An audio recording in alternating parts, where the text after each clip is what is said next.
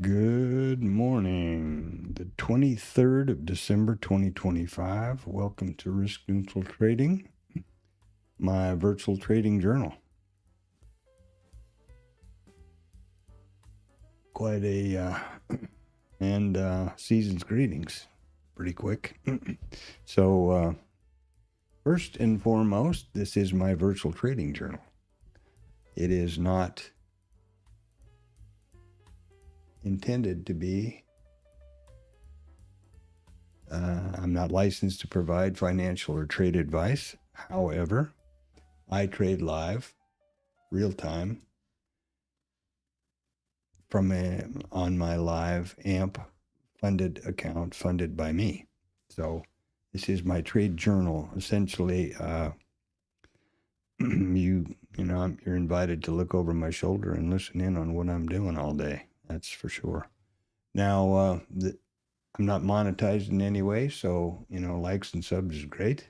Appreciate that. Contribute to the chat. That's also nice. And I stream in 1440p, so if it's not high def on your end, click the gear on YouTube. The reason I stream to YouTube is to further ensure transparency and accountability, number one. Number two, I can review the stream on any device, which is real handy for me because these streams start every morning, every trading day morning at 7 o'clock or 8 o'clock Central Standard Time, as I am now. And they continue for 7 hours. We close the stream every day at 1500. So it's pretty convenient not to have to be standing here to review the stream. I also keep a pretty, I try to keep a very accurate and detailed chapter markers for the stream, so that you can just jump around to whatever is of interest. I'm certainly not going to stand and listen to all, or listen to all 7 hours every day. So I want to see what happened in trade so-and-so, trade one, or, trade one exit or whatever else, then you can do that. All right, so let's get on to the numbers. First of all, this is Bookmap, my trading platform, and this is IRT, my charting platform. And these are my numbers, my go-to news source. This is investing.com. This is free. You can filter it for whatever you want, wherever you live, whatever your time zone is, whatever report you're interested in. If you're in Asia and you want to know about the Nikkei, well, filter it, and there you go. I prefer this presentation of investing.com because it's easy for me. I find it more intuitive and clearer if I am to take a snap and put it in Discord or wherever. Also, they only report real revenue or financial news. You're not going to see press conference, or something. So that is the downside on investing.com in this environment that we have now. Also, you can look out tomorrow, next week, this week, whatever you want to do, in earnings, etc. The other news source that I use is in Financial Juice. I don't prefer the docket or the calendar here because I just don't like the presentation of it particularly. But the right side is really handy. It's more of a squawk box. Also, an advantage that I appreciate very much and of course you can filter all of these. And as I said about investing.com, also free. But I'm sure both investing.com and Financial Juice would be pleased if you wanted to sign up and pay them. Up to you. My thinking is I want to provide resources, etc., on the stream that are accessible by everybody. What I was going to say about investing Financial Juice that I appreciate very much is you notice that there's no random possibility, unscheduled potential disruptions to the auction here. Trump press conference or signing something, or somebody's going to give a speech, or Lutkin or somebody, Bissett, whatever. Financial Juice picks those up through the day and adds them in here. So that can give us a heads up for that potential risk, which aren't typically scheduled. I mean, everybody knows that, at 7:30 in the morning on first Friday of every month is non-farm payroll. You can count on that pretty much until these last few months. But anyway, so there you are. Those are the numbers. And let's get on with the, I didn't finish the numbers, I should say. We do still have consumer confidence out at 9 o'clock, and we have industrial production at 8:15. Sorry about that. And obviously, there's no good. You can, if you have any question about it, what do you suppose happened here? Do you think that's good news? I'm not thinking so, but maybe. IRT, Investor RT. This is my charting package. Micros, Micro ES, Micro NQ, my Micro ES, Micro Composite or higher time frame chart. And this is a market profile chart for just the ES. I don't change this one to micro or mini. I also plot and track the minis of all of those two contracts. I'm trading the micros now, so that's where my focus is here.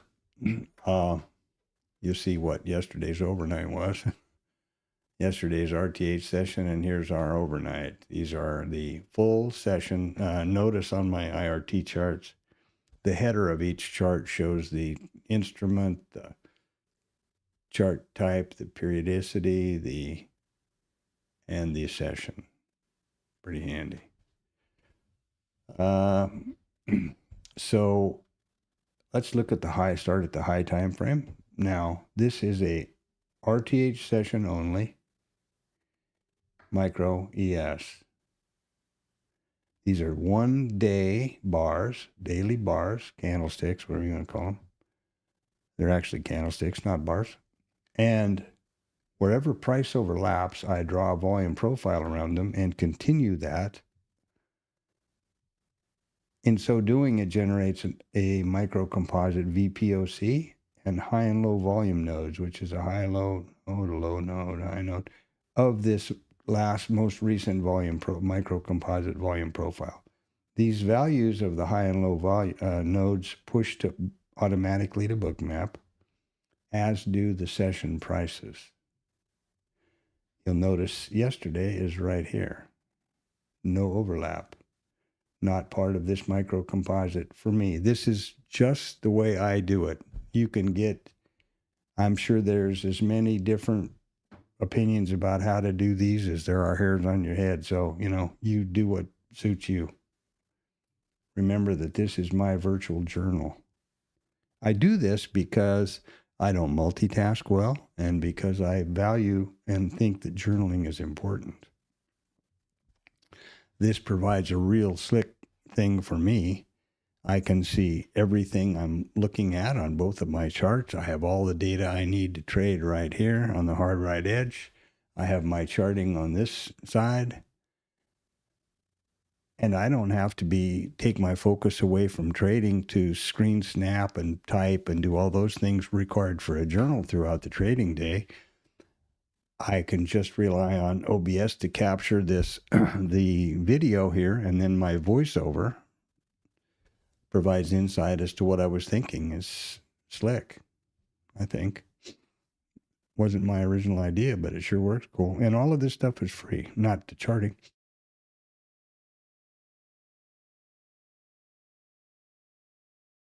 OBS and all those things are free. So, I mean, if you don't want to push to YouTube or whatever, but you want to use a virtual journal like this, you can use OBS locally. So there you are. That's the motivation behind it. Now, I want to make issue extreme caution here today. This is the last full trading day before Christmas Eve and Christmas. I will not be streaming, nor will I be pushing the session prices after the close at 1600 today until the ETH Open at 1700 on Christmas Eve, or Christmas Day evening. And that will be the open for Friday, the 26th, which is a regular trading day. And you can go to CME.com, holiday schedules, and verify all of this for yourself. I always verify everything for yourself. Whoever you're listening to, me, I guess maybe if Jesus comes around or God or whoever else it is, you don't have to verify. But, otherwise, go ahead. Here's what I was going to say. Be extremely careful. Well, we were at 49% a few minutes ago, and I can prove that. I made a screen snap and posted it. There we were at 49.5%. We're up to 60% now, and we're at 50 cents, 2 ticks wide on the ATR. So be real careful about volume today. And why? Light volume means high volatility. Potential means they can shove this around any way they want to. So there we have that market profile. I guess that's goes without saying. We've only traded 103,000 contracts since 1700 last night. And we are at the absolute bottom of our overnight period. What did we do yesterday? Well, traded up. My initial, my pre-market yesterday was to expect responsive buying or responsive selling to take profit, which we did. And then we traded them up. We closed them on the highs. We opened them a little bit down, up we go, and now we've traded all the way across the lows down to the bottom of yesterday's RTH session. We're still working on the gap, right? So what do I expect is going to happen now? I expect, as typically, we would have some responsive buying to take profit. Essentially, we're just about 100, pretty close to 100% short. Look at this. Here's where we opened. Little bump there, little bump here, and down we go. So that means we're about 100%, say 95% short inventory overnight. What are they going to do? If you were up, what is this, 36 to 13? If you were up 23 handles, would you take some profit? Probably. I would. So that's as complicated as it gets. Let's move on now to,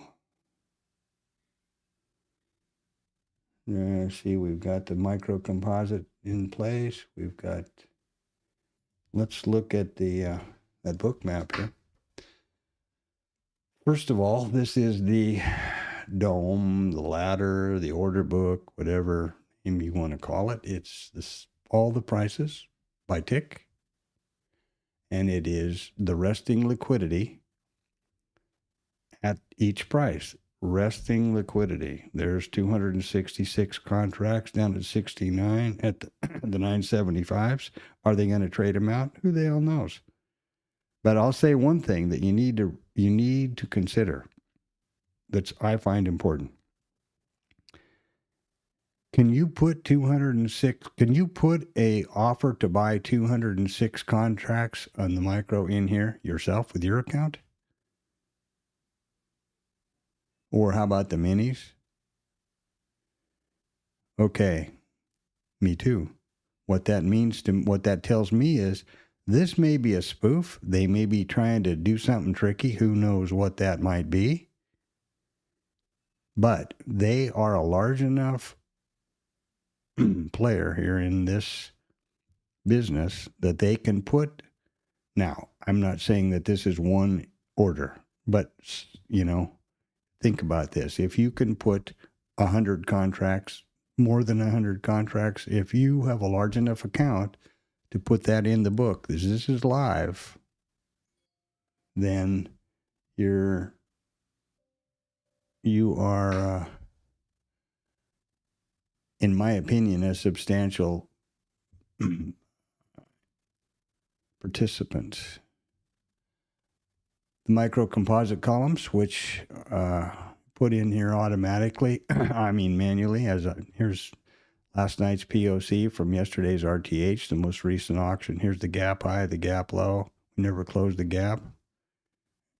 Down below us, we never tagged the POC either. The full session volume profile.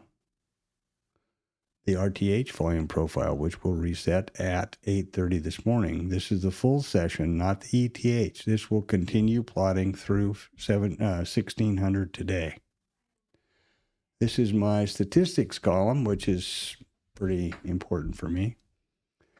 The first thing I do is determine the open type, and there are only 4 open types with regard to this statistics study. There's higher out of range, which was yesterday.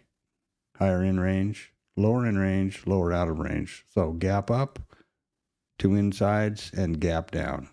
Now, how do you determine that? Well, there's only 2 criteria, so that's easy. If we opened right here, right now, how would that compare to previous RTH close? It's lower than the close. How would this price compare to the previous RTH range? Well, there's the low, previous RTH low, previous RTH high, so it's in range. So I change the title of this column every week or every day, to lower in range. And the reason I change the column is so if when I look back at a screen snap or the stream, I can see that column, and it gives me all the information about the RTA or the ETH session. So now let's look at this is session prices pushed for my RT, and I share these, no problem, free. So if these prices I start pushing these live continuous at 1700 on Sunday through 1600 on Friday normal week. This week they'll stop today at 1600, and they'll restart on Christmas Day evening at 1700 through Friday. It comes as if like, subscribe, throw something in the chat. I'm happy to share them with you. It's all you do is plop them in your Cloud Note column or this indicator, or put them in whatever chart you want. It's a CSV file. It's automatic. It's live and continuous. So. There you go. Let's look at the, one more thing here that's kind of important is the, notice there's no indicators on my bookmap or IRT. There is only, I operate from a point of view of only price, data, statistics, or probabilities, period. There's a POC for the full session, which is right there. There's a POC for the RTH session from previously. POC is nothing more complicated than the marker of the price at which the most contracts have traded so far in the session. 3,308 contracts so far in the overnight, or the Globex. The minute one of these other prices is 3,309, this POC is going to move there. It's just that simple. There's a volume weighted average price, or a VWAP, for the Globex and one for the RTH, and there's a mid for the RTH. These levels, IB high and low, sometimes confuse because of the naming. It's a market profile for initial balance, name for initial balance. What these 2 levels actually represent are the high and the low of the first 1 hour of the RTH trading session. Nothing more, nothing less. So there you go. Now let's jump over here to, wow, I don't want to do that. Let's jump over here to statistics. And how does that work? Well, easy peasy, lemon squeezy. IRT, statistics study. Here was yesterday. IRT graciously highlights the correct open type column, but only after 8:30, of course. And they also, whenever a level is revisited, they change the text from black to blue. It's highlighted. So today we're going to open lower in range over here. We just figured that out. How do the statistics work? Really simple.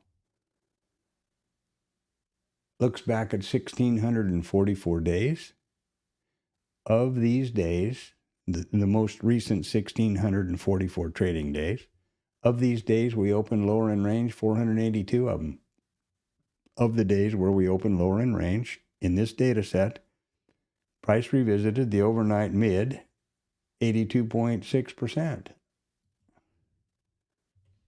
Overnight mid is hiding somewhere. Where? Right there. 82.6.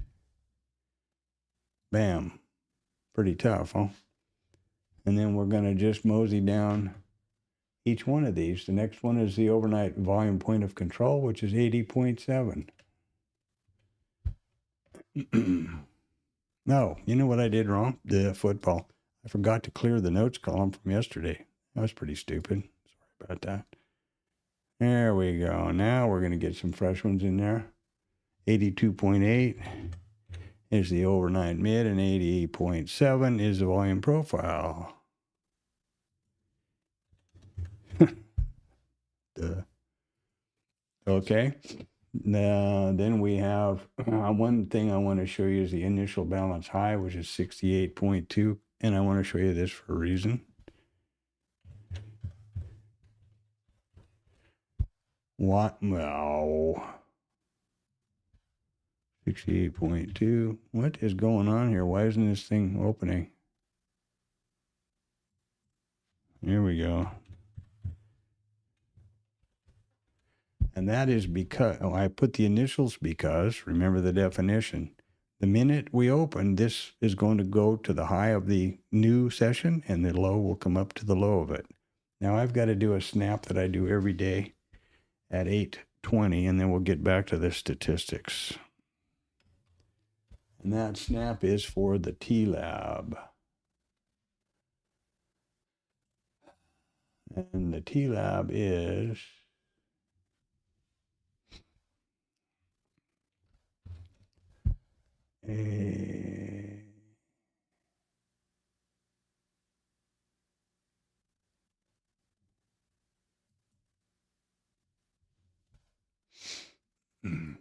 a bookmap Discord chat room called the Traders Lab. Boy, this mouse is really pissing me off. Sorry about that, but I bought a new wired mouse because I thought I was having trouble with my old standbys. And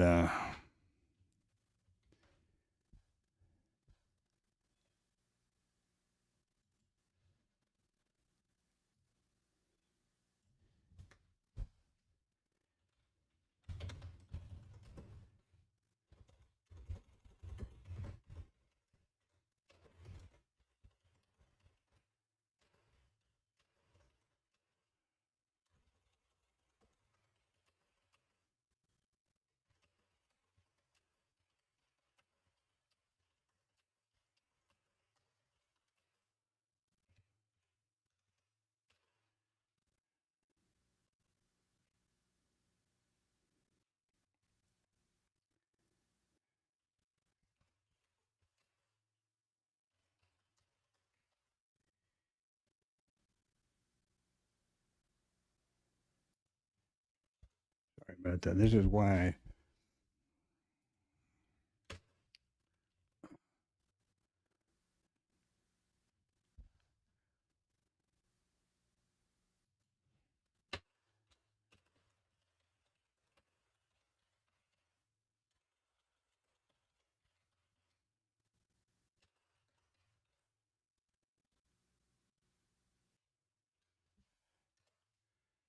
Okay, it is the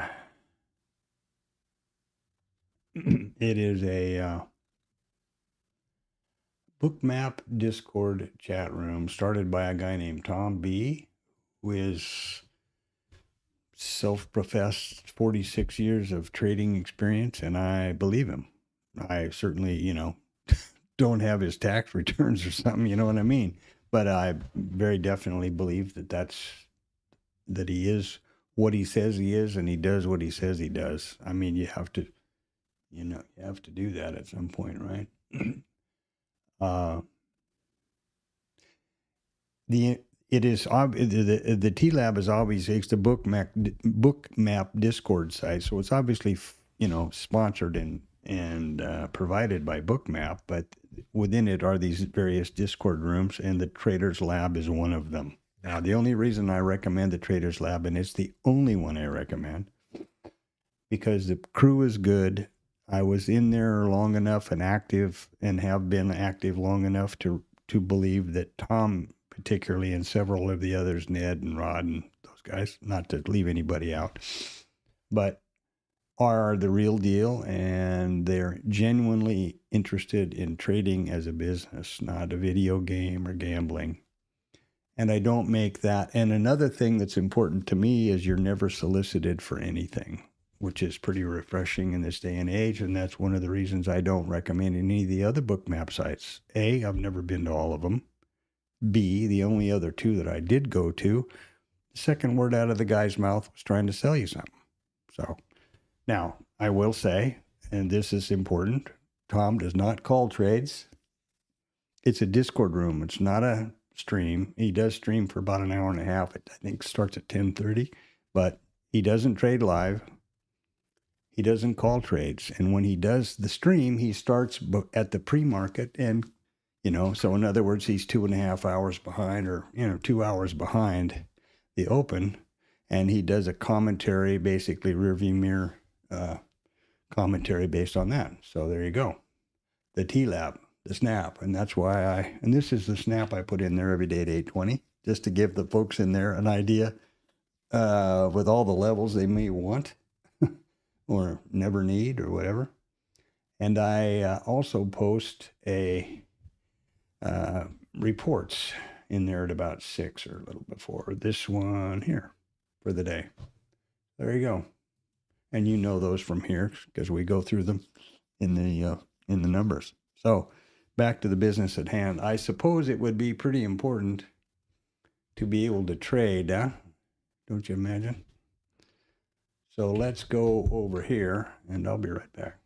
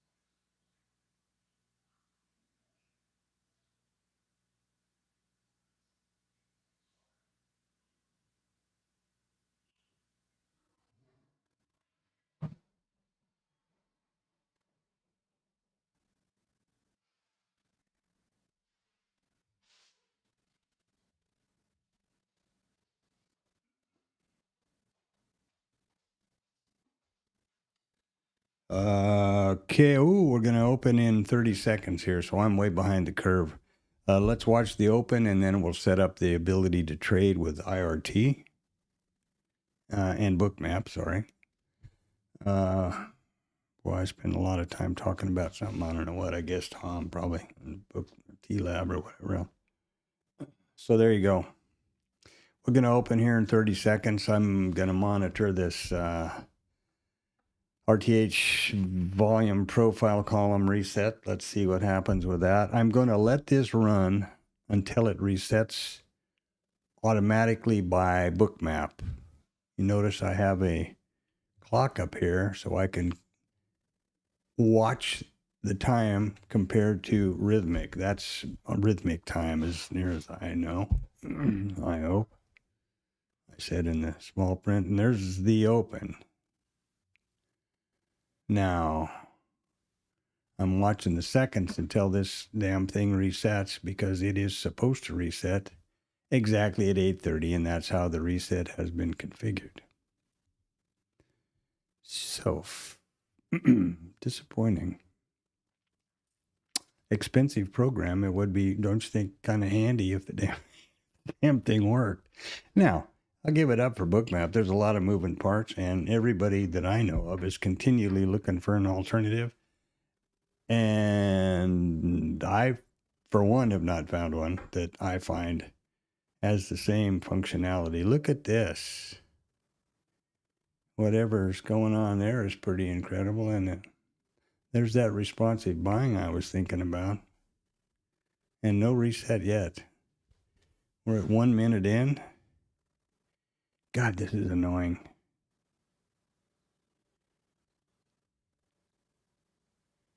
I'm assuming it's going to do it before the close.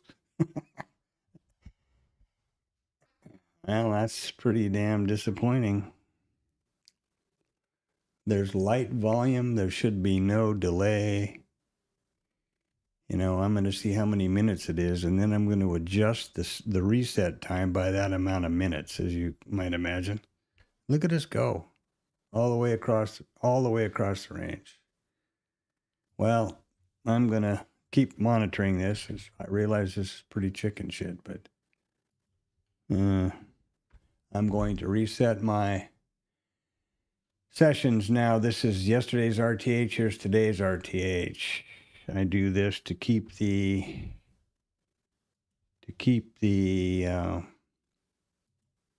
various flags of the session prices in sync with each other, specifically the value areas high and low. What happened to that damn? Look at this bullshit. What happened to there we are.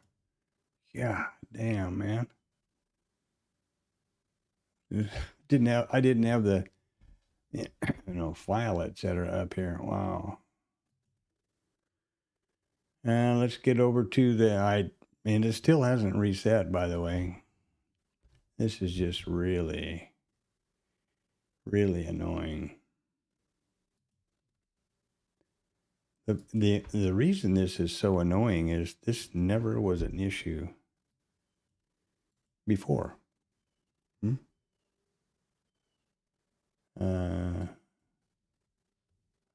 IRT's got big legs. I'll be restarting IRT the minute we get a reset over here. I don't know what's going on here either. Notice this progress bar is gray. That means it's not updating.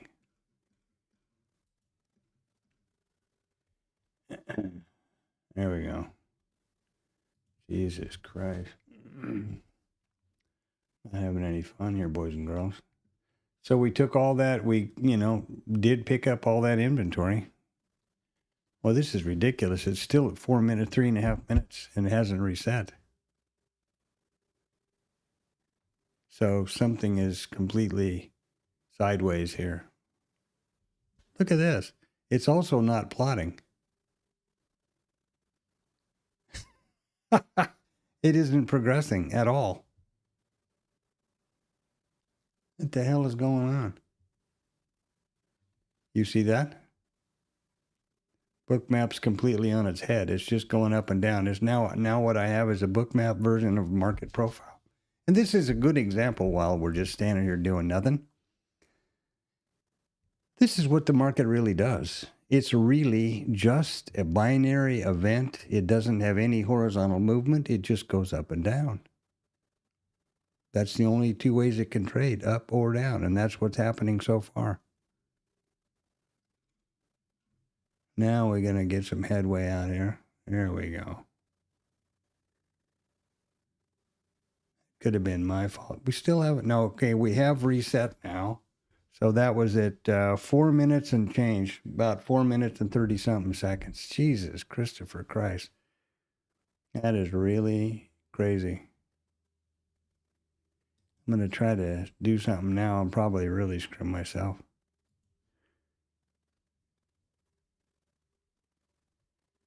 I don't know now. I'm kind of lost. The volume profile resetting is a real bad deal, and I don't know what to do about it. You'll notice the way I have the reset configuration is, well, I had it 2 minutes, so that still didn't work. Jesus Christ. I don't know.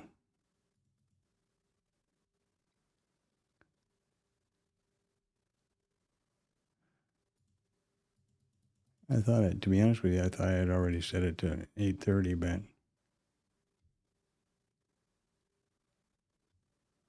yeah, okay. Anyway, here we are. The volume profile is going to be screwed up today, so that's that. And that's just annoying. Pay a few $100s a month for something. I expect something so basic to work. Irritating. Fortunately, I have IRT over here, which does work. And I need to assess really how much value Bookmap has given me, to be honest with you. The graphic presentation is nice, and the fact that I have all the data right here on my hard right edge is nice.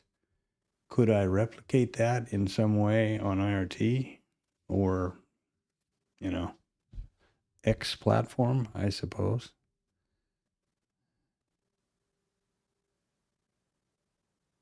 I suppose so. Now you notice how the overnight mid jumped up here just before the open, supposedly. I'm going to move that up, and I'm going to put Blue Boy on the job. Disappointing, man. And a crap Christmas here so far. There we go. What is Blue Boy all about? Well, this is just a visual cue for me, clue. When I glance left, if I see Blue Boy, I know that I have the entire session in view, and that's my goal. I don't like the fact that we have a low down here at 18.5, and this volume profile hasn't figured its shit out yet. That's as the day, progresses, this will catch up. But isn't that stupid? And right now, it's showing the high up here at the overnight high instead of down here, instead of here. I don't know what to do about it. Well, let's try something else. What difference does it make? Let's do session start time. Okay, there's a session start. When's the session start? Session start settings. Let's make this exactly 8:30. Ooh.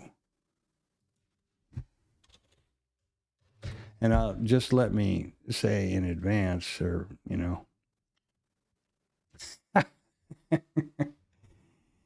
Okay, well, that wasn't what I had in mind.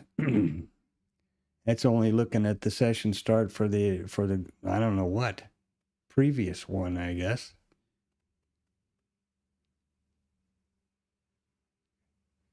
Jesus Christ.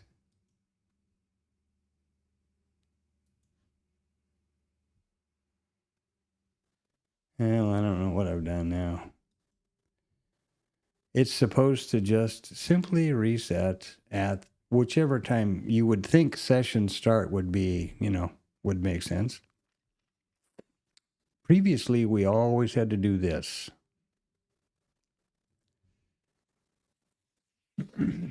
I have my computer set up to every morning at 7 o'clock, there's a dedicated task that syncs my computer to the time server.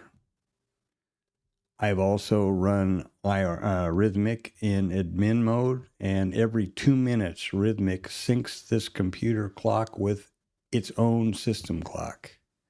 And Bookmap can't figure that out. Really disappointing.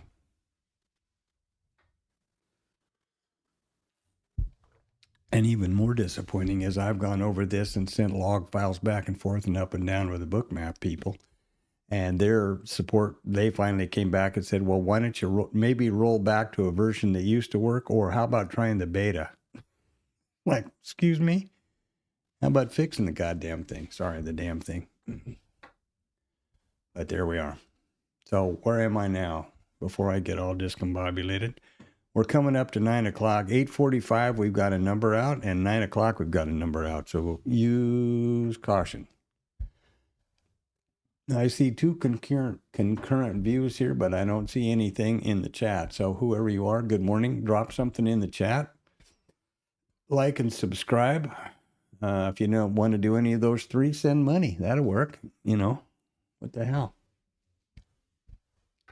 Something's going to work. I'm sure of that. What's going on?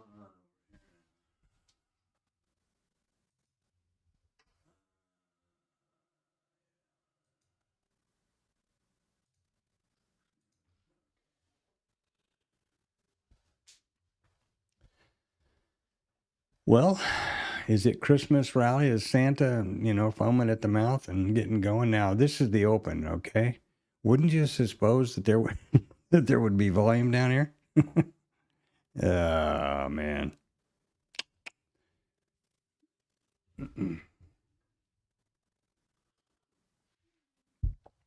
You have to be real careful with bookmap beta. Go to the bookmap, see if there's any issues. For example, when I looked at the last 7 point something or another beta, didn't support multi-brackets. Oh, which brings me to another point. Football. I'm all tied up with the damn volume profile. Watch this. I can't trade. If I saw a trade materialize right now, nada pinata, going to happen. What do you have to do with bookmap to trade? Well, watch this. You have to activate the trade control panel by clicking that padlock. Then you have to select a method you will use to interact with the application to trade with your mouse. Chart only places this active data column. Not over here, over here. See the mouse turn from a dollar sign, a pointer? There you go. The dome, which are these two dome columns, or both. Guess what that means? Next for me is to choose the multi-brackets, which is how I really recommend you use brackets somehow in whatever platform you're using. This is where the risk-neutral methodology is also applied, and that the smallest risk-neutral package size is 2 contracts because you need to have an even number of contracts. 2. The next order of business is to input the stop loss that you've determined to be appropriate for your package, and you should have done this long before the live market. First parameter that I say without question you need to consider is the risk tolerance and risk requirements of your account. Then you can choose, what's the volatility of the instrument you're trading, etc. After these two have been determined and set, the first risk neutral target is automatic. It's for half of the package and for the same number of ticks positively as the stop is negative. Then there's a runner, and you can have any which way set up you want to have. It's up to you. Boom. Now we can trade. The padlock's green, open, the button's green. The next thing I do, because I use multi-brackets, I don't need any of the other tools in the trade control panel. So I confirm the package size. Notice the metrics here that would apply during a trade or during the day are replicated up here. And you can turn these off and on or whatever you want. So I'm able to click the button again. It stays green because we've picked a way to interact. I have all the metrics. I have cancel and close, and I get my real estate back. And what are we doing? Looks like Santa's rally's on the way. Now we're up to speed. I don't know why that keeps doing it, but there you go. Okay, that brings us up to, I think, where we should have been before the open, and I got through ranting and raving about this freaking volume profile.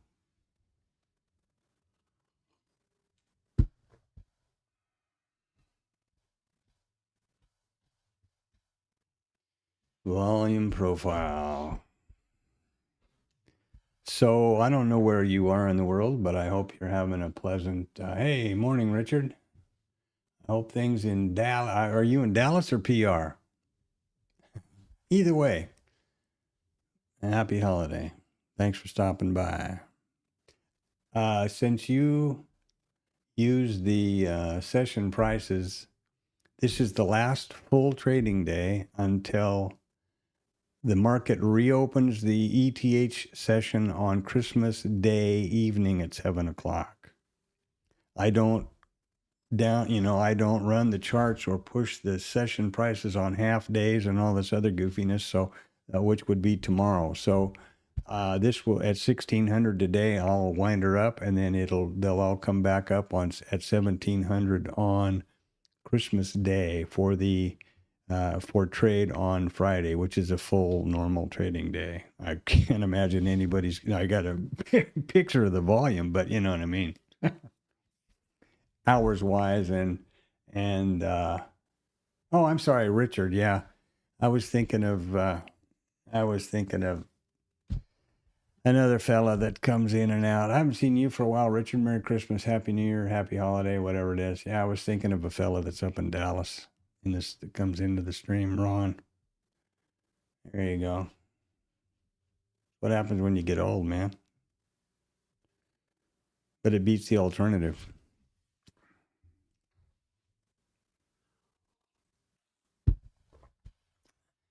Yeah, UK.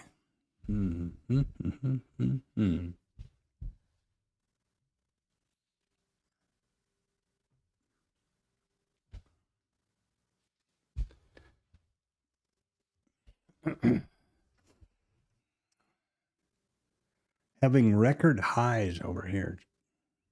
Go figure, last week was freezing everything. Worried about the pipes freezing up, and yesterday was 87 or some silly shit. Today they claim going to be another record high. It's already 70 F or whichever that is in the real stuff. It is 21.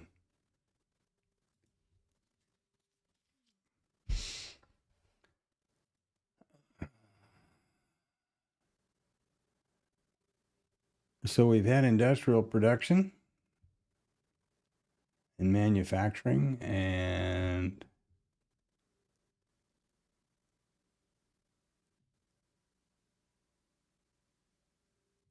boy, they're keeping this GDP up here till the cows come home, and we've already had industrial production, and there's going to be another one coming out. Thanks, man. Appreciate it. Doing nothing on this end. We're just watching Santa Claus get crazy over here, and everybody get, all the traders smoking crack and running around with Santa Claus hats on, chasing down secretaries, I guess. all the old stereotypes of the office party,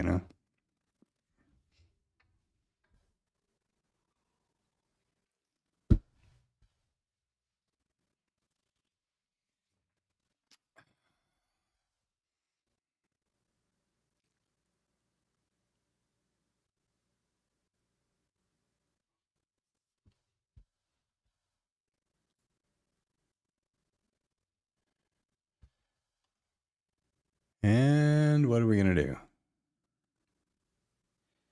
I'm disappointed at that. I'm tired of talking about that volume profile.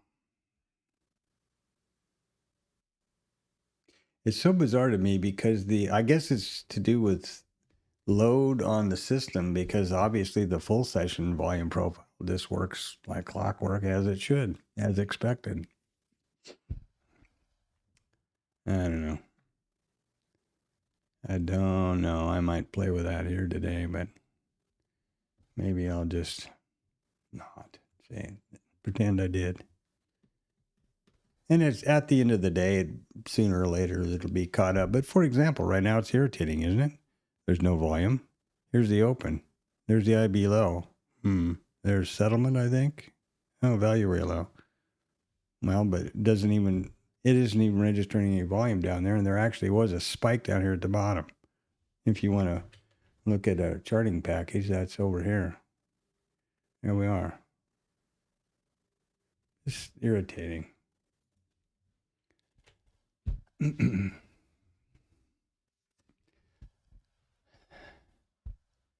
IRT is still jacking with a lag, which I can't imagine could be possible. So what I'm going to do is shut that bad boy down and restart it. I keep it open from Sunday night until it's still Sunday night until Friday night. And actually, I don't ever shut it down until usually on Saturday or Sunday when I just because I reboot all my machines at that point for the next week. But yeah, when we've only got 100 and something thousand contracts coming through, I can't imagine that IRT's got lag time, or should have. Or else maybe the internet's upside down because of Christmas. I don't know. But here we are.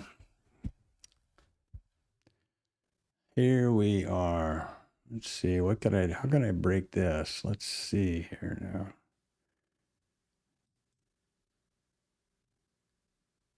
So there I reset it at 8:30.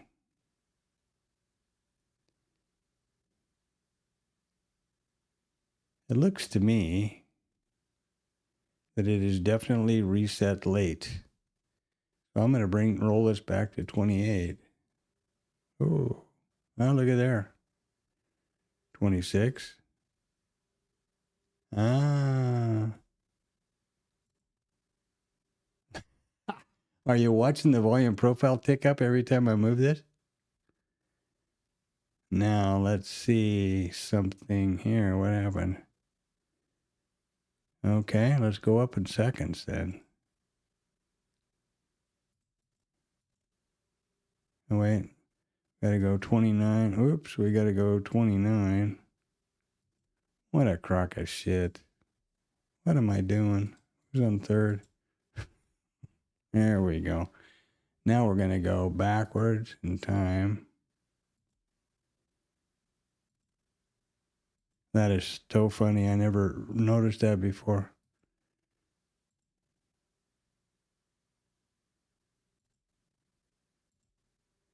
You see the volumes changing? Isn't that funny? Haha, not funny, haha, but funny. As in stupid.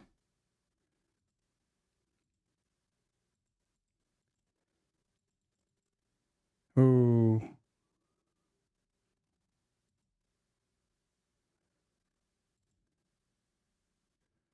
Well, I'm going to call that close enough.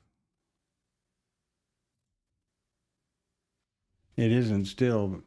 It was ticking off these. It needs to be right here. I need to get rid of that 117 somehow, but I don't know how to do that exactly. So I'm going to just keep fussing with it.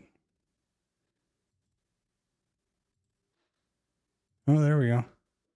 Couple more ticks and we'll get rid of that maybe. Get that 90 out of there. It ought to be correct.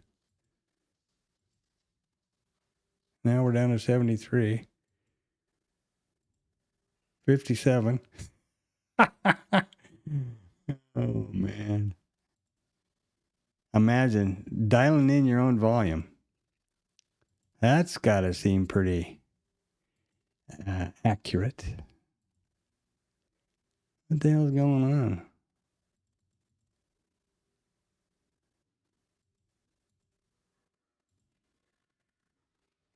Boy, it's going to get right up to 8:30 here pretty quick. It looks like. 12. Now we got to get just 12 more off. 5. Oh, this is ridiculous. There we go. Well, I can assure you that I'm not going to do that every damn day. But, okay, so let's see what happens.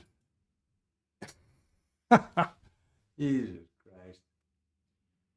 Okay, well, hey, maybe I can do that with price, huh? And then I could put in an order and just dial a price up and down till I'm rich. What do you think? What a crock of crap.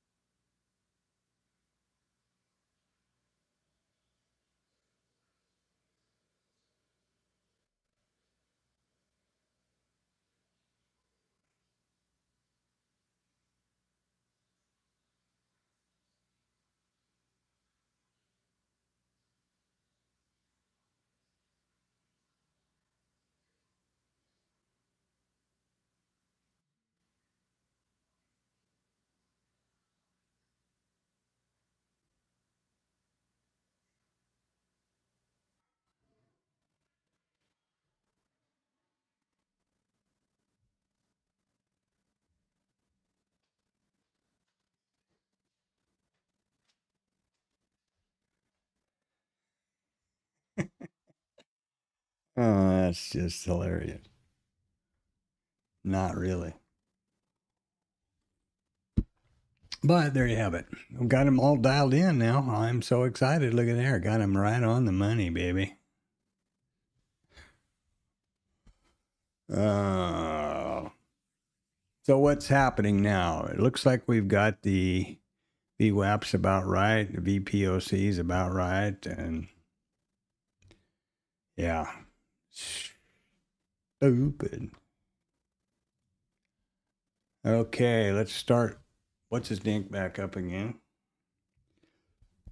Now that I've got my volume profile all dialed in. Jesus Christ. Yeah. Interesting to see. I won't touch those settings, and it'll be interesting to see what happens on Friday at 8:30 if it's, out there like Pluto, or if it's true or whatever else.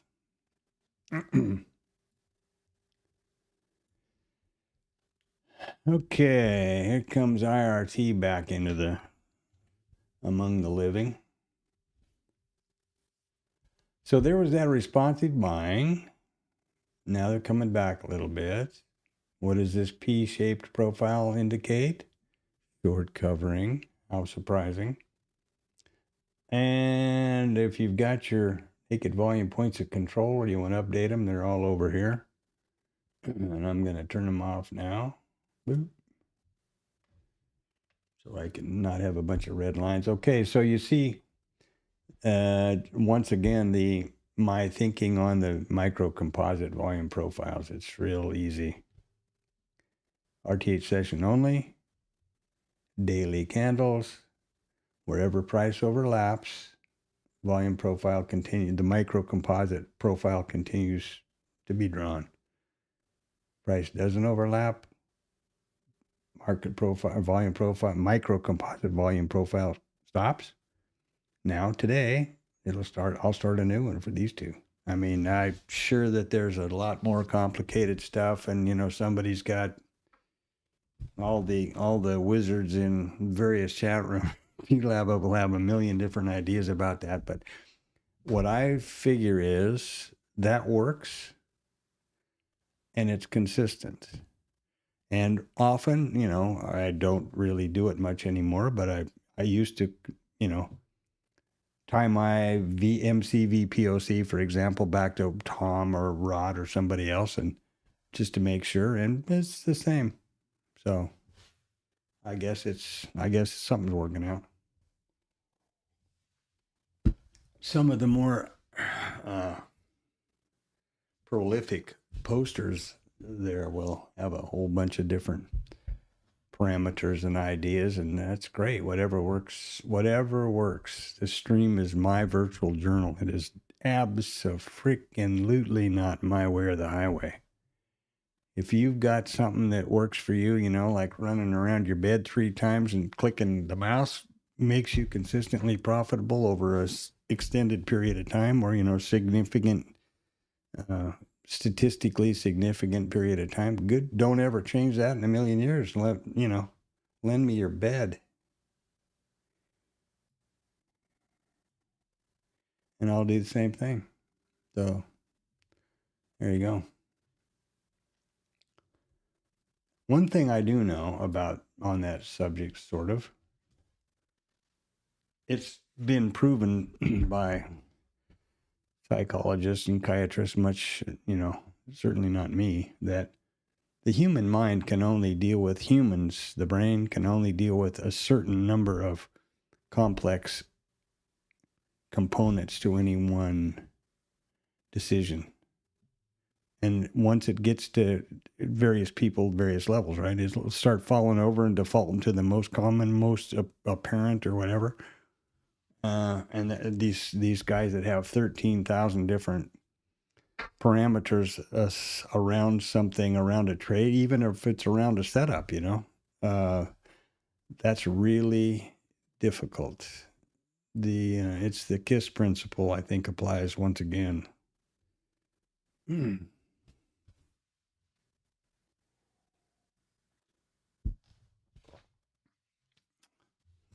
And, you know, anytime I say stuff like that, it's not some epiphany that I had.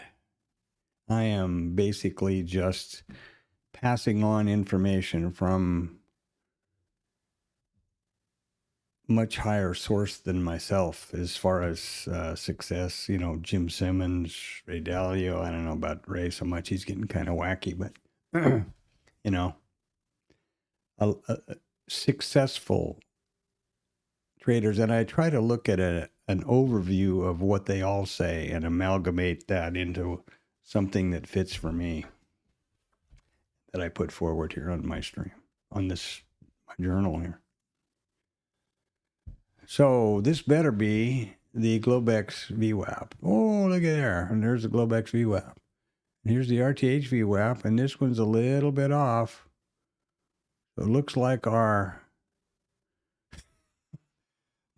tweaking over here might have been a little one tick off, maybe. Maybe I go up one more tick. It's going to be, instead of 366, it'll be 266. I don't know. One thing I don't have on IRT. Oh, I could look on the dome, I guess. Jigsaw would have it. Wartime and sales. How many really fired at the 18.5? But I don't care at this point. So there was our 9 o'clock number. That might not have worked out as much as it should have, as well as it should have, from the looks of it. And I think that pretty much winds up the number story. Consumer confidence.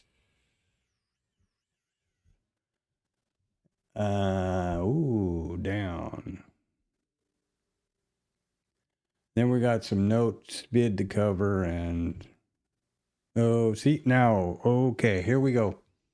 When I was talking in the pre-market about the financial juice adding non-finance related but potential risk to the auction, and how much I appreciate that, here you go. They added, now this isn't impacting our auction at all today because it's 1900, but this is an example of it. And I'm not saying anything political or anything else. It's just, unless you've been living under a rock, this guy particularly has a huge potential to disrupt the market, depending on what he may or may not say. And Lutkin and Bissett and any of those guys, Rubio, whatever. And that's fine. That's their job. That's it. But that is an unusual. In fact, I have actually put in a chapter marker about it. It's not a normal situation in our markets.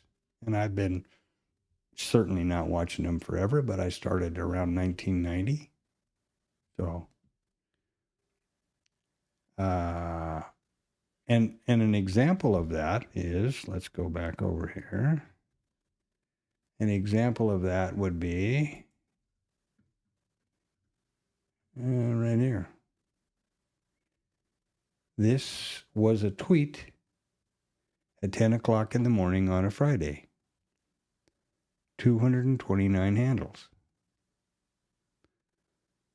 Turns out the reason for the tweet hadn't really happened, and turns out that the threatened action in the tweet didn't happen either. Perfectly within, his job to tweet stuff and say stuff. Absolutely. No problem. I don't care who you voted for. None of your business who I voted for, or if I voted at all. But anyway, if you're long and you don't have a full bracket in, and you know that your job as a trader, your prime directive as a trader is to preserve and grow your account, this could have had a real bad outcome on your world right there.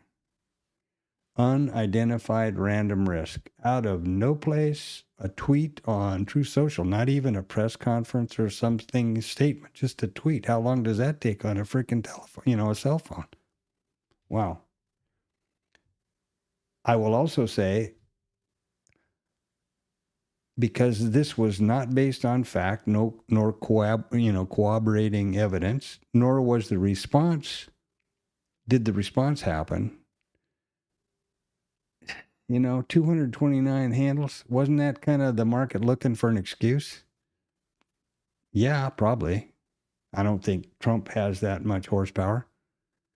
I mean, the only time he had a big thing like similar to this was the Rose Garden story about tariffs, which was definitely planned, announced, and all those things. Okay.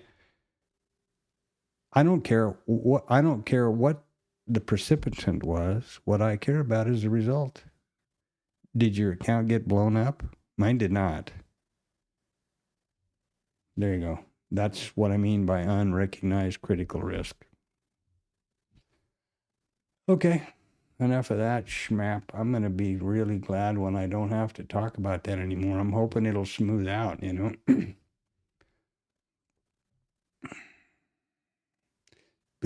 almost a year now.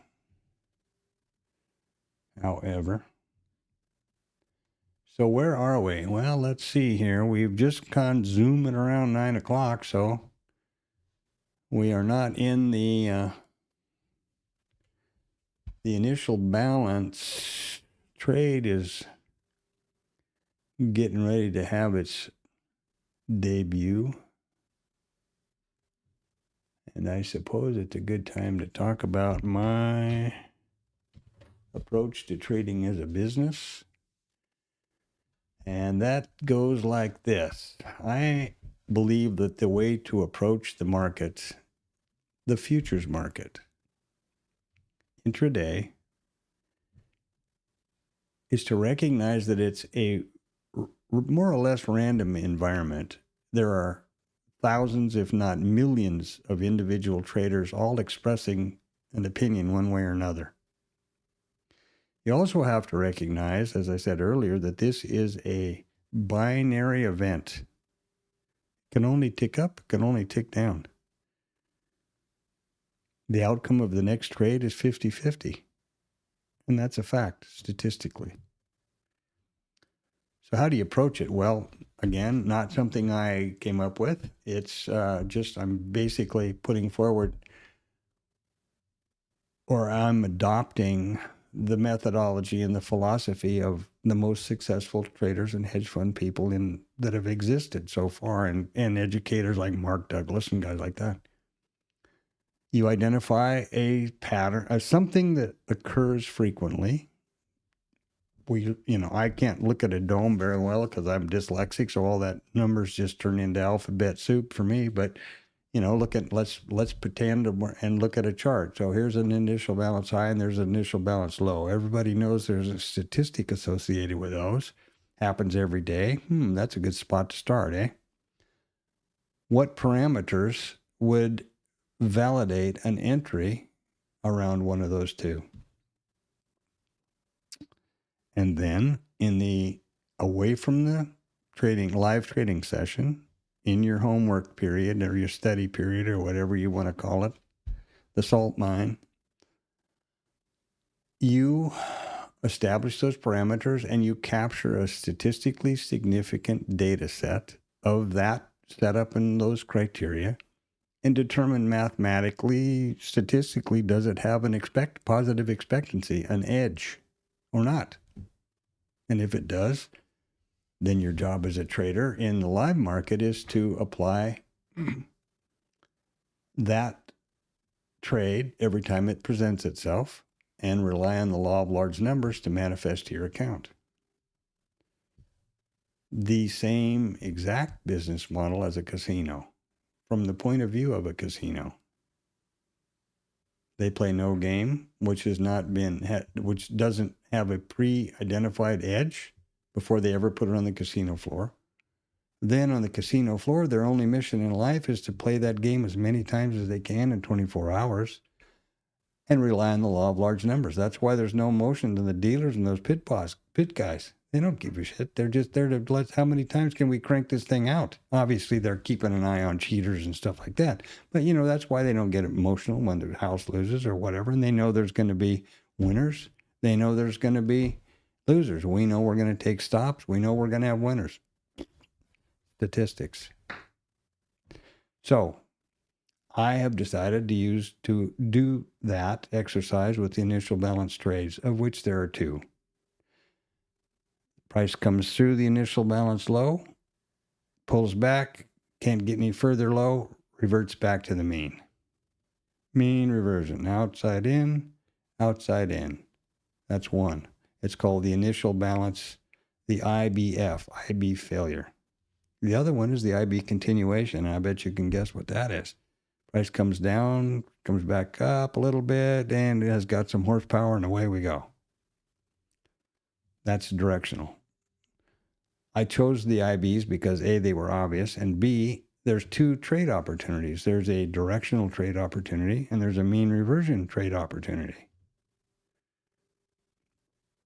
So I have two vetted trades.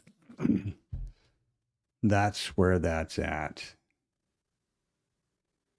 And I've done that. Now I'm waiting for that condition to become active. And the first thing that's required is that the initial balance statistic is active. And that doesn't happen until 9:30 Central Standard Time, because it's not, the initial balance stat isn't a thing until 9:30. That's the whole crux of the initial balance. So there you go. And if you look at that, the way that works is, here we go. Now, this is the backtesting trade setup system that I have developed for the initial balance trades. The rules which I ended up with are displayed graphically up here, but this doesn't have anything to do with trading actually, just for visual confirmation by myself. What I'm going to do now, however, is I'm going to send this system to the chart. And first I can pick these different things. I'm going to shut off these profit lines and not put in the stops and all that kind of stuff. And there we go. So here was yesterday's trade. We got out on the end of day rule right here at 2:30. That's just right. Okay. There's where we ended up today. This is RTH session only, mind you. And here is something that I'm trying to get worked out that isn't working out very well. How in the hell can this be true? I thought I had something figured out, and how did this work?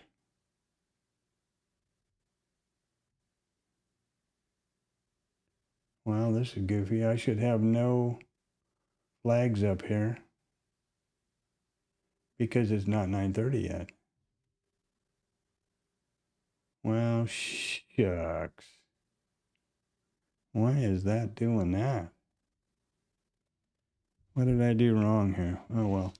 Well, you know, this is what I do nights when I'm trying to keep out of trouble. What can I tell you? And these lines will start to push, these trigger zones and pullback zones will start pushing exactly at 9:30. Why I'm getting A, B, and trigger only on the high side here, that's, I'm going to look at that now. Based on these flags, which should not be here.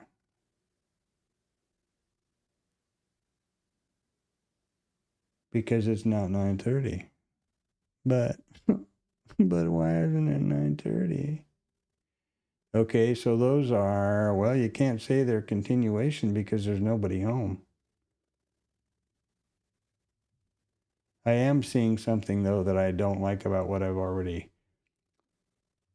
I can't forward test the system on the live market any way that I've figured out yet. Backtesting, I know, does not do that way. The way backtesting works is it based on the close of every candle. It only looks at open, high, low, close. It can't tell what happened in the middle. This is bogus.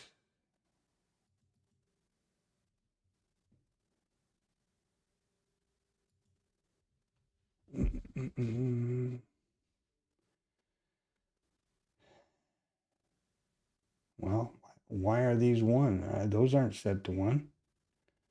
They are up here. I can see that. But that's not correct. We don't have, these cannot be set until 9:30. That's the whole point of the mission. Son of a bitch. Oh, look at us now. Look what we got now. Well, we definitely don't want to do that, do we?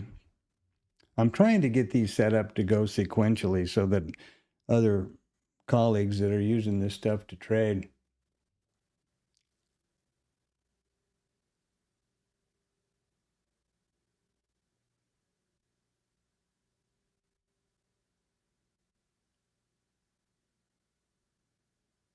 Yeah, that's you're right, Richard.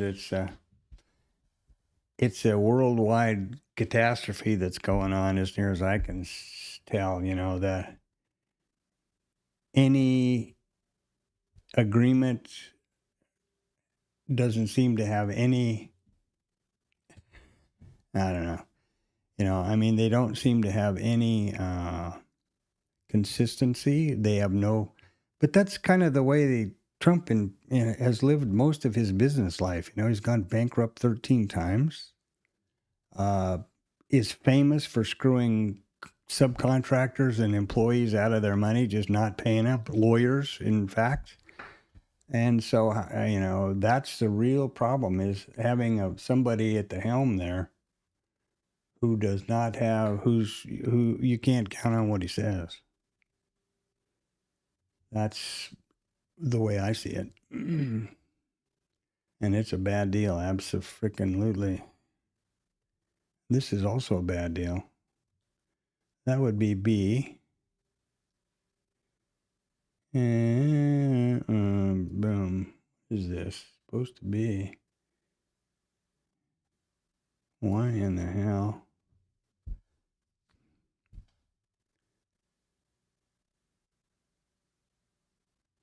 I don't get it. I don't know why those fired, and that's got me completely on my back foot now.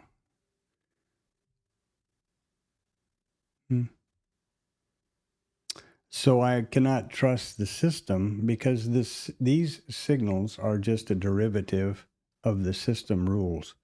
And I will not be trusting the system rules to take a trade today because none of these signals are right. So I assume that this is getting so old. Really. Well, which is this? Let's look at that first. What's this one? IBC long. Okay. Cancel. That's right there. That's based on right there.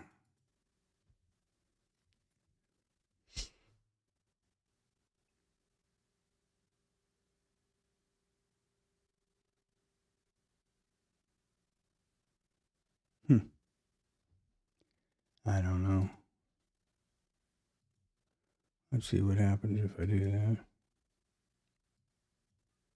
Kind of disappointing, as you might imagine.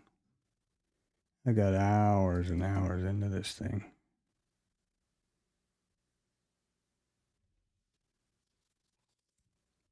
I can add this criteria here. But I was trying to stay away from doing that. Thinking that the system only needed to look at the flags. The problem is the flags have been thrown and I don't know why. It's not correct. They should not fire until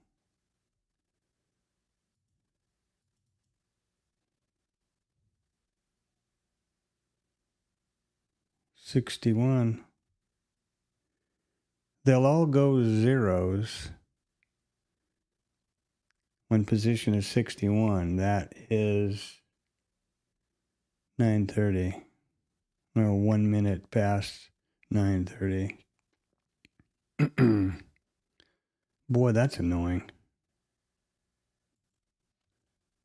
Oh well. Okay, back to the drawing board. So now you're seeing it.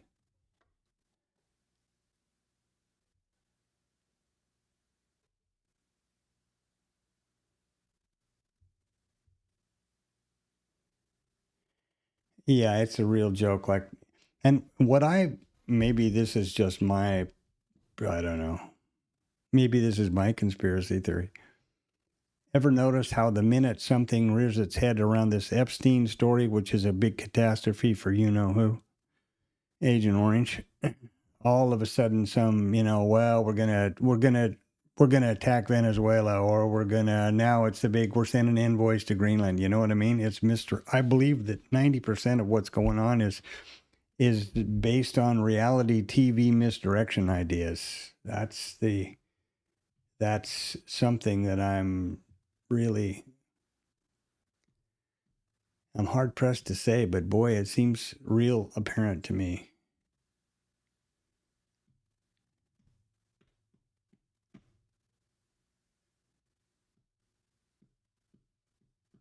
That seems real apparent to me. It's just the age-old, stage magician's misdirection. Oh, look over there. Damn, boy, this is frustrating. Ugh. Get away from this thing. It's making me dizzy. There we go. Where's Blue Boy? What's going on? Okay.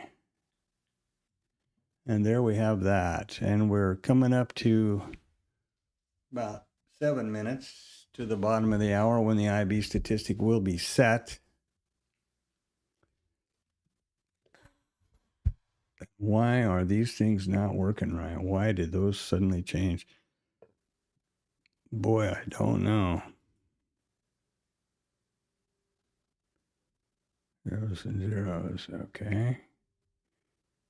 Zeros and zeros. Yeah.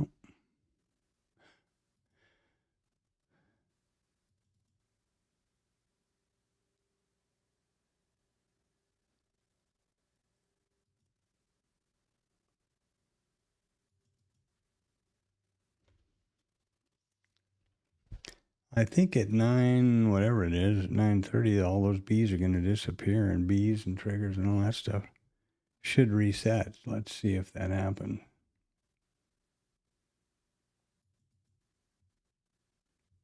There's also a possibility I messed up something with the main.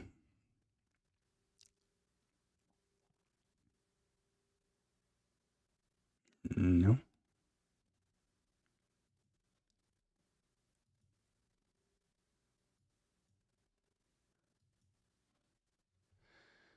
Okay. Well, that's just magic. It kind of looks like a Christmas tree. That's kind of cute.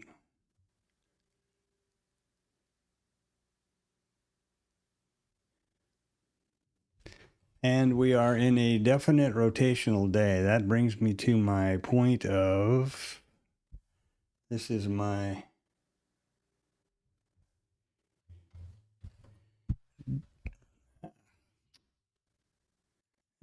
mouse in the wrong place thing.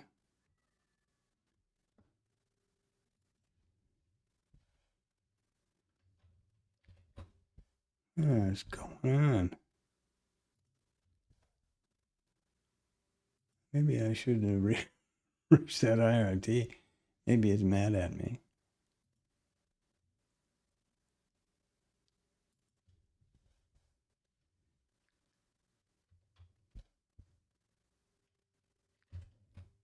Huh.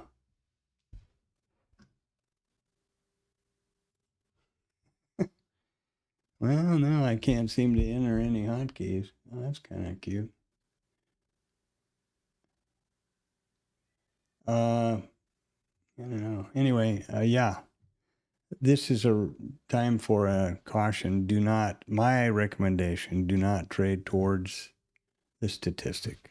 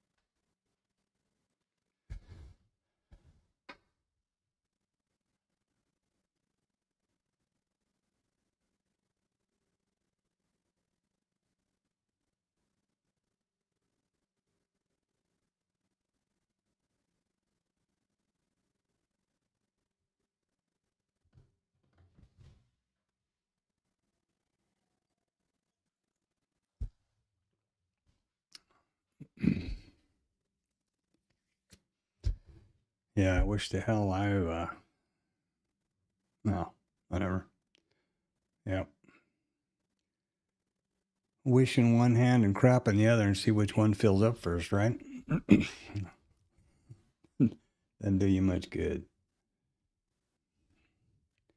So here we are, tight rotation. We took them back overnight, and this could be the day. You see yesterday, see today.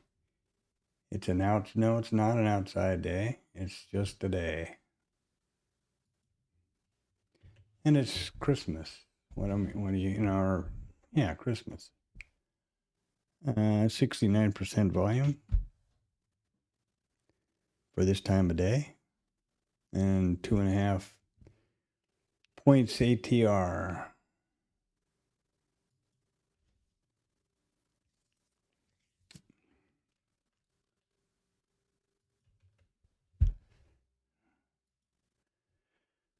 Well, we got less than a minute here to see what happens. I'm hopeful that this thing resets. It's supposed to. I don't know why these flags have been fired. They should only fire on the initial balance. The first flag is the initial balance statistic, which isn't even a thing yet. So how the hell can that be? At 9:30 there, 9:31 they should reset. So I'll keep an eye on that. And here we are at 9:31, 9:30-ish almost.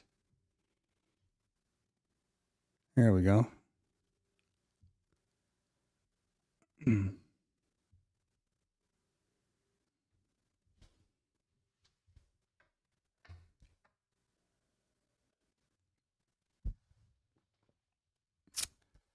So the initial balance statistic is now a thing.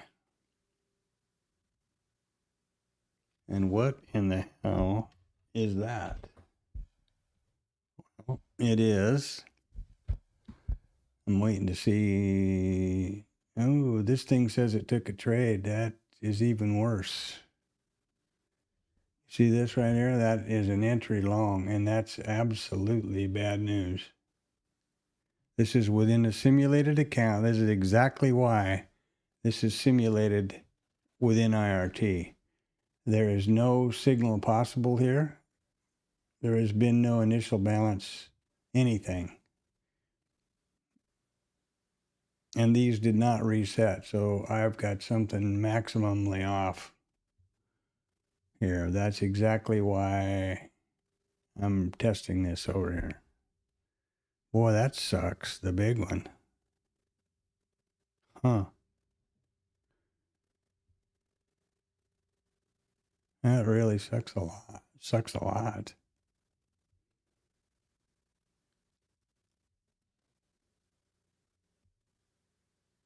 Huh.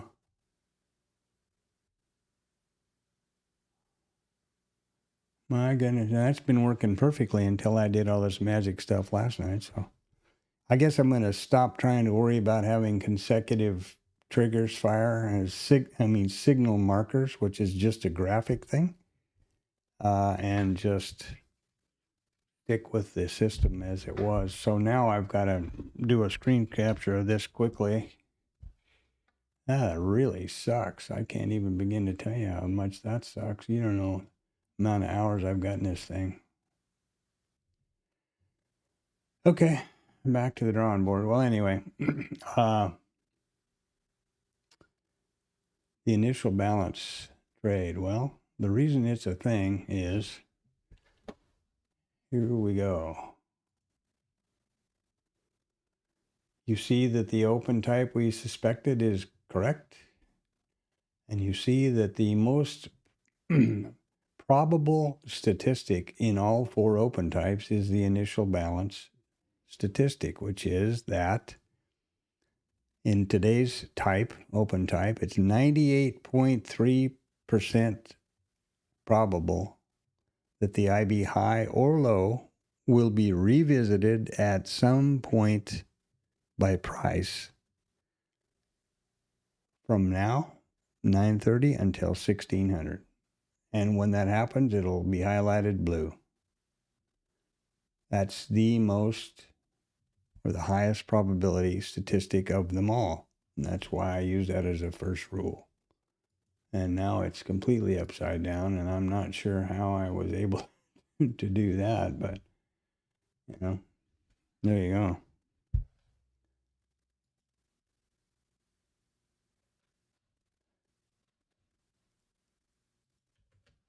Boy, that's irritating.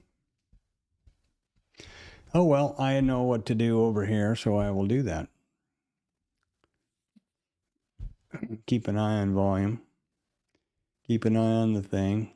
Now, remember that it's 98.3, meaning there's a 1.7% probability that we will not take either one of these, high or low, at any point in the balance now, from now on, from 9:30 until 1600.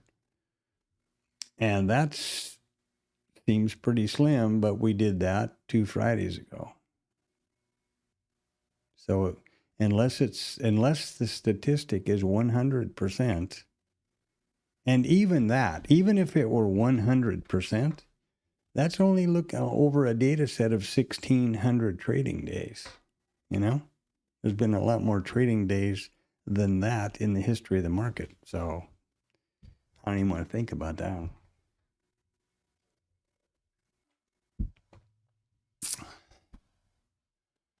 Okay, where are we? Well, we haven't taken either one of the statistics yet, so I'm good there. I've redialed in my volume profile. I still think that's the most ridiculous thing. I can't believe it. What in the hell is going on? What is that? That's a long. But it can't be any kind of a long. That's only based on the flags. That's exactly why. How in the hell did that happen?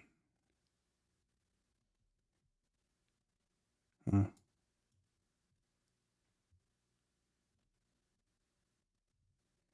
Wow.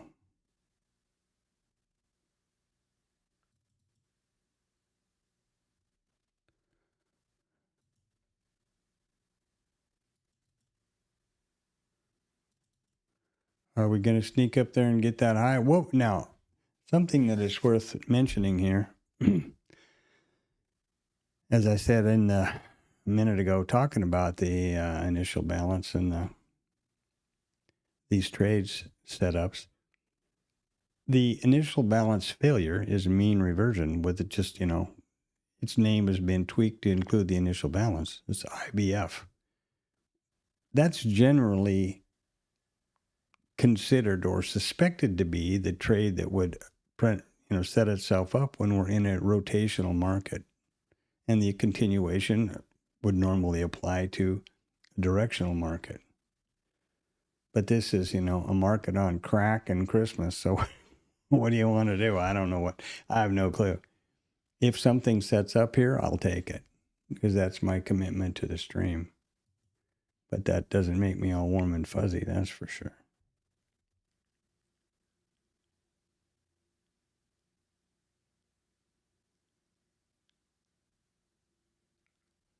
And why didn't these set? Something's going on I don't understand for sure. Oh, now all of a sudden it did. Now all of a sudden it's playing nice. Wow. Look at this now. All of a sudden this is playing nice.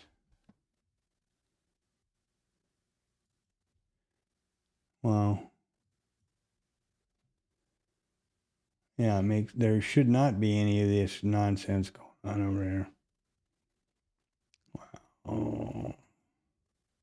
Something that can happen with IRT in case you're using it, whenever you modify a rule, not a signal up here, but a rule in a trading system, you've got to modify the rule and save the rule to have it apply.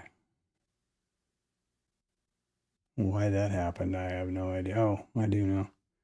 This jumped off the screen.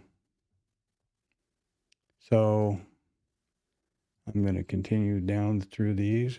Maybe that's all it was. Jesus Christ. Okay. All right. Here we are. Here we go. Who's on third?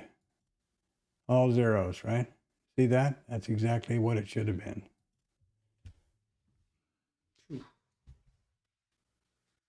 This is a job for, boy, I hope we bought a bottle of wine.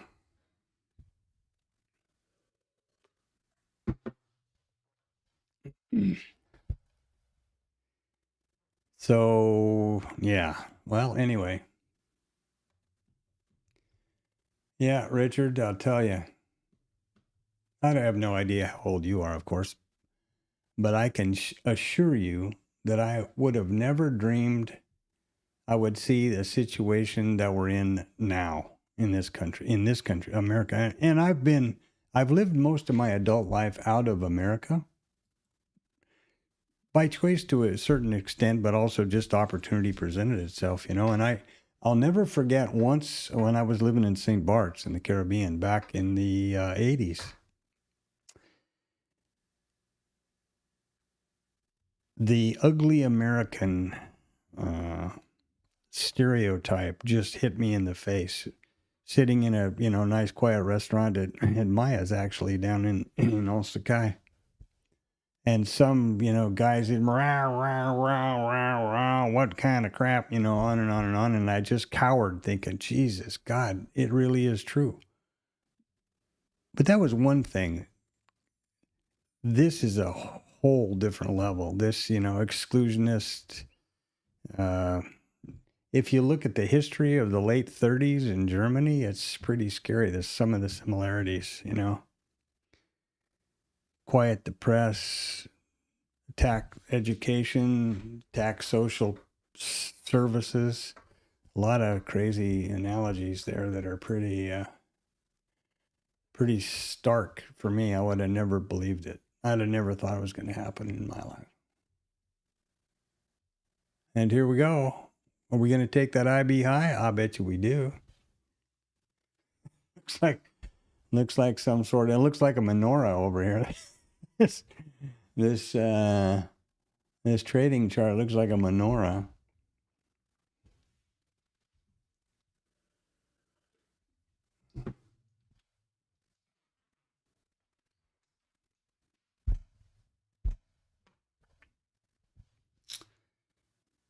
So we're going to get our tag here, I'm thinking. Again, don't trade to the statistic. This is only based on my data from journaling trades historically. And, looking at that, getting all hurry-scurry and blurry and all monkey-boyed up about we're going to, oh boy, we're above the POCs, we're above the VWAPs, we're going to take out this. And then you get salt pounded in your butt. Something seems like it's not firing right here. Oh, I know what it is.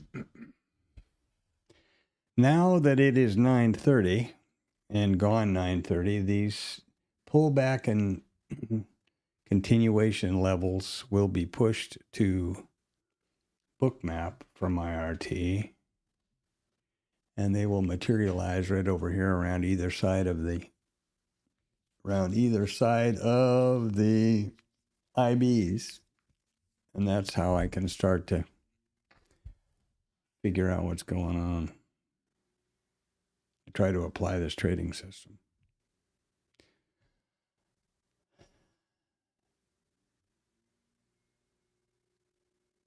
There they are. Who was that masked man? I am truly a wizard. You can call me Boomer Potter or something. For anybody that's interested or thinking they want to try to figure this out, two things. If you want to have a chart without all these signals maybe being obnoxious, and you have IRT, I'm happy to share chart definitions, no problem. I don't think I've got anything to hide. If not, you want to do a screen snap, well, you could do that. Right here. You can see the levels, the pullback zones, all the stuff going on over here. And, or you can look here on Bookmap. Now, what these levels are is continuation, IB high, IB high, low, trigger, IB high, trigger, IB low, pullback, IB high, pullback, IB high, low. Yeah, I'll give you that I'm not very imaginative. It's kind of like the signal rules are A, B, and trigger. I couldn't, I could have come up with maybe, and I could have it Dancer and Prancer and Rudolph or something here, but that and they're very simple. This is the initial balance high. The continuation zone is 3 to 5 points above the IB. Pullback is 3 to 5 points below the IB. The trigger zones are 1 point either side of it. Same for the high and the low. IB high and IB low. It's real easy. I don't think, in this proprietary, I keep it a secret, put it behind. I should have put that behind a paywall. Then I wouldn't have to worry about trading maybe. I don't know, and just trade the rear view mirror and make stuff up. And that's what most of these guys seem to do. And I guess who's the fool, right? They're making money and getting paid by YouTube, and I'm not. But I don't think that me sharing my system and being detailed about my narrative here is a danger. You know, I don't think that the few people that come through this stream, if everybody got together and traded at exactly the same time, do you think, you know, a few hundred or whatever, people are going to affect the price? I don't think so. And in my opinion, it's my journal, so why would I be, you know, who would I be trying to kid or keep a secret from? Me? That doesn't make much sense. And on the other, and B, if it could be a help, or you can, you know, or a help from the point of view, oh Christ, I'm not doing that. Look at how stupid that was. That's fine too. And you know, put something in the chat. That would be, well, look at who's here. Bon dia to the man, Antonio. Or as they used to say, to the man fofo. Yeah, to do. Yeah, we're just discussing the fact that this is the last full trading day until the Friday session, which will start the ETH at 1700 on Christmas Day, the 25th evening at 1700. And I don't push the levels or corrupt the database with those half-day goofiness. Like tomorrow is a half-day, closes at 12:30, and then doesn't reopen again until Christmas Day evening at 1700. So I'm not going to have all that hocus pocus flying around in my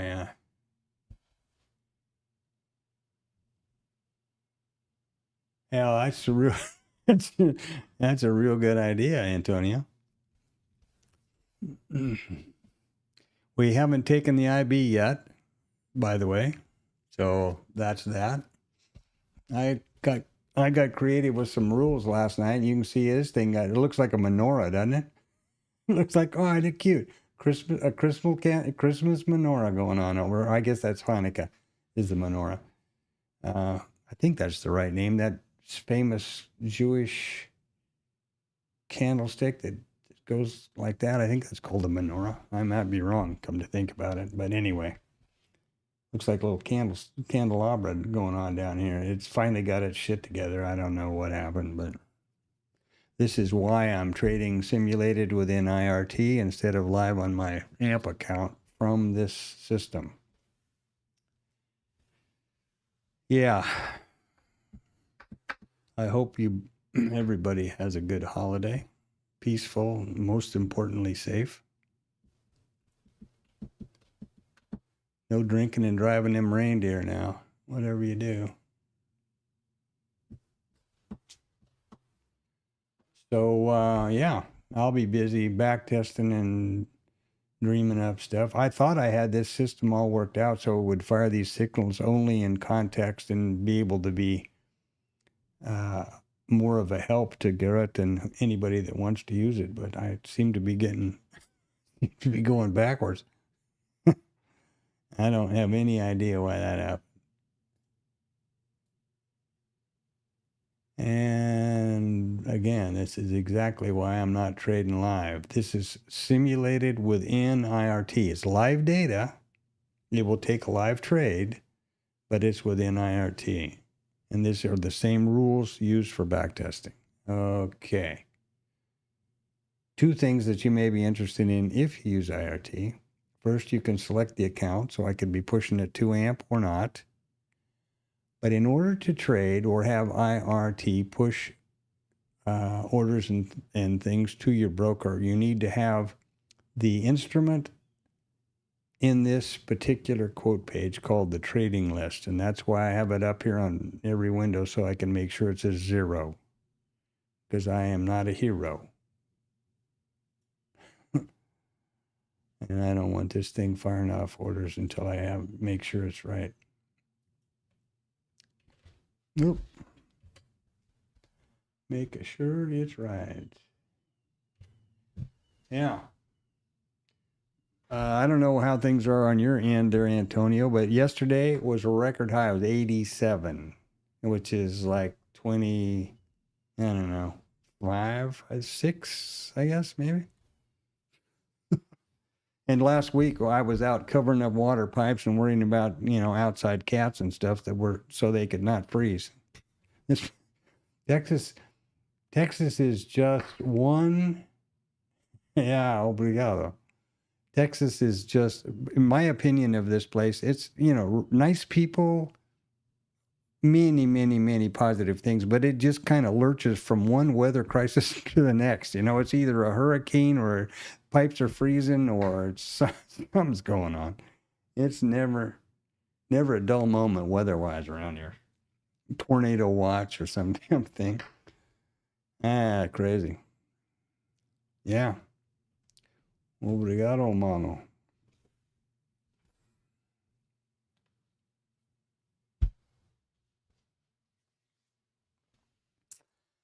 Uh-oh. Now, let me point something out here.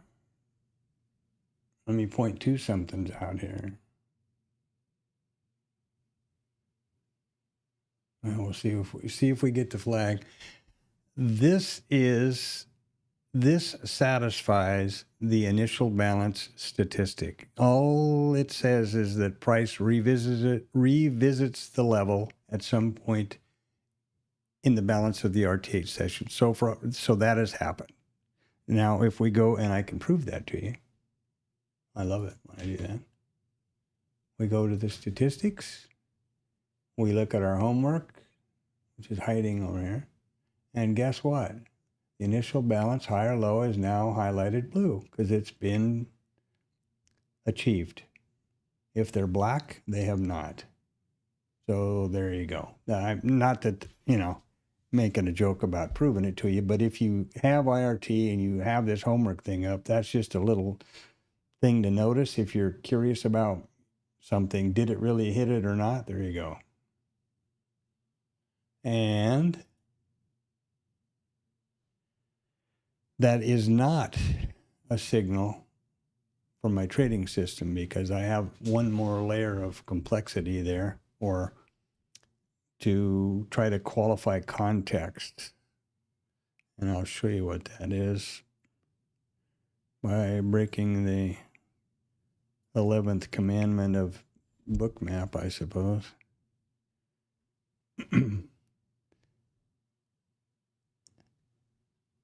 Now, if this candle, what it says is that the candle, you see this one penetrated right there?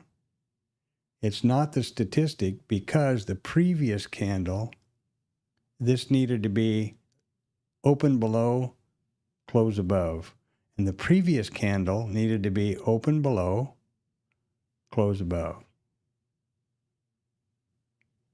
Or I should say close above the open. And this candle needs to have an open below the initial balance level and a close above the initial balance level. Yeah. There you go. So here we are. And there you have it. Okay, checklist, pre-trade checklist. What have we got? Well, this says that the trade control panel is active and we've selected both. I know that this is a 2-lot risk neutral package. That's great. Let me say something that I also think I forgot earlier. You can trade with you can hotkey with your keyboard, absolutely, with Bookmap, as long as the trade control panel has been active somehow. But the key thing you need to remember is that the Bookmap application needs to have the operating system focus. In other words, if I had clicked or was looking at something on IRT, glanced back at Bookmap and tried to hotkey in order, nothing would happen. You've got to select here somewhere and be damn sure you don't click over here because that's going to be an order that you didn't plan on. I think the reason I've tried to convert myself to mouse trading only here is that I think it's more accurate and faster. It could be just, my imagination, but that's my story and I'm sticking to it.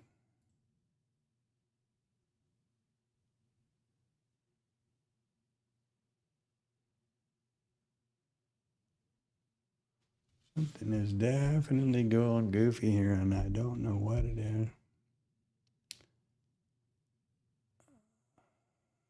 I guess that is it. So, see, there's no signal flag, and that's because there's no close above. Had this candle closed above the IB high, it would not be a signal in the system because the previous bar to the signal bar must have a close above the open. This would have been fine had this bar closed above the initial balance, because the previous bar open was lower than the close. And I'm talking about approaching the IB high. Obviously, it's backwards or low there when you're going for the IB close. If this candle goes zooming up here and closes above the initial balance, it won't be a signal because the previous bar candle isn't correct. Now, watch this damn thing make a liar out of me. Oh, something happened there. Somebody said something. Want to bet that's the random risk band? I'll bet you money on it.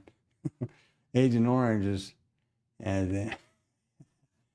Richard likes to say, I love that one. I think it's funny. I don't use it in here all the time because there's a few people I know that come through here that might find that a little bit derogatory.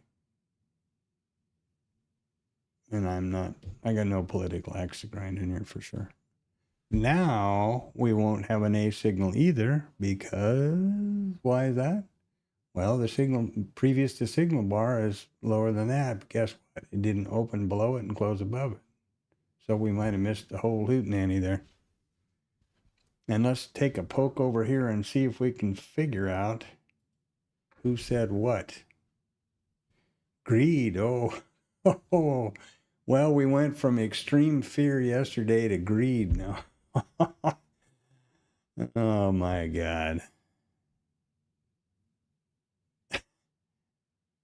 Fear and greed index, extreme fear. That's crypto. Well, good. I hope that thing goes to sub-zero. I think that is the biggest scam. Let's help all the dark web crooks and crap launder money as much as we can. And there's a few people over here that are making a lot of money off that. And I guess I'm just jealous. I was around when I heard about Bitcoin and I thought, who the hell would want to do that? I could have bought it for like 50 cents or whatever it was. Like that guy that bought the first transaction of Bitmap or Bookmap. Jesus Christ, Bitcoin. Some guy bought a pizza for like 5 Bitcoin. Can you imagine? Well, something's going on now. I don't know what. I have no clue. It's not showing up over here, but you can bet something's going on up this way. No trade on the signals because it's not a signal trade. When the train left the station, it had 2 lights on behind, didn't it? The luck of the draw. Maybe it's just keeping us out of trouble, Antonio, you suppose?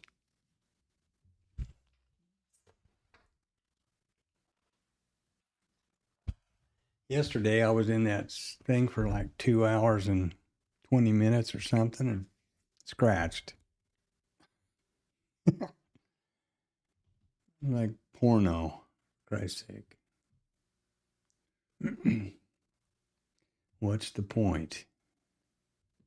Interestingly enough, though, my real entry in the live market with Bookmap and my AMP account was a scratch. But the system entry was a point or tick or two better than as fast as the old guy could get over here and click the mouse. It did not scratch because the stop was to the tick, and I know that sounds like a conspiracy theory, but I can prove it. And then the system held until 2:30, and the end of day rule fired and took it out. Let me show you all of that stuff now to just prove I'm not lying to you. I love to lie to you, but look at that, huh? To the tick. It was risk neutral scale. So yeah, just frustrating after 2.5 hours or whatever. Well, what is it? 2 hours and 29 minutes and 0.55 milliseconds. 0.55. And here's what the system did. By just having a little bit better entry, it held this entire time and got taken out at the end of day rule. And it ended up with, I don't know, 30 or something handles.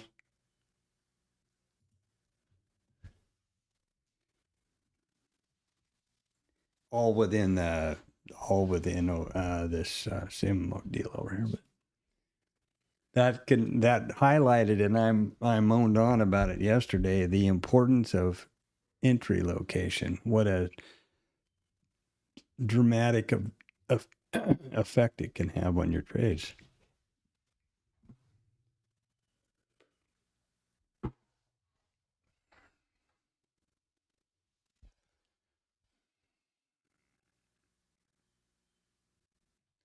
And I'm guessing these guys aren't looking back. They got jingle bells going on and a mug of Tom and Jerry's, and they're all excited. All excited over here. I didn't pull this together because I'm not really worried about trading it, but I kind of wish we'd get a signal so I can see if the damn thing would. Yes, I don't know what caused all that confusion early this morning, but it doesn't make me warm and fuzzy, I'll tell you that.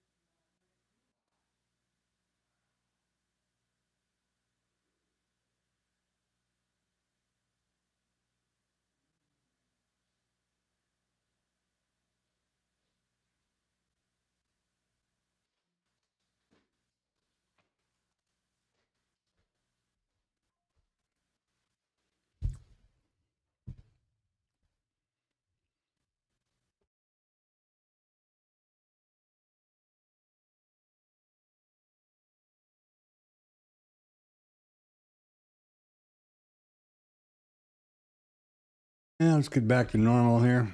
I'll leave those candles on just because I want. It's the only way I can figure out how to visually confirm that the rules as stipulated in the trading system are being are happening. What can I say?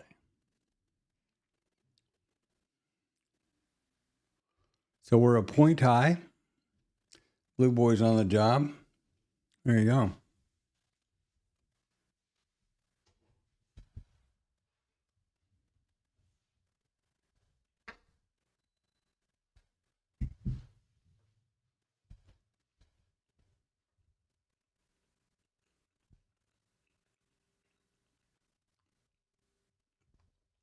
Yeah, that's like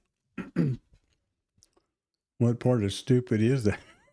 Is it, right? I and the commitment to the stream and the fact that this is micros and whatever else. So if there's a signal presents itself, I'll take it. But only now when I confirm the flags are firing properly and all that kind of thing. And between you and me and the gatepost, I'm hoping that doesn't happen.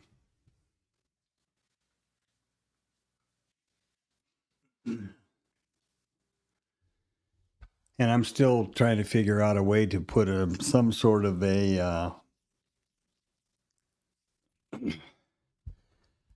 context filter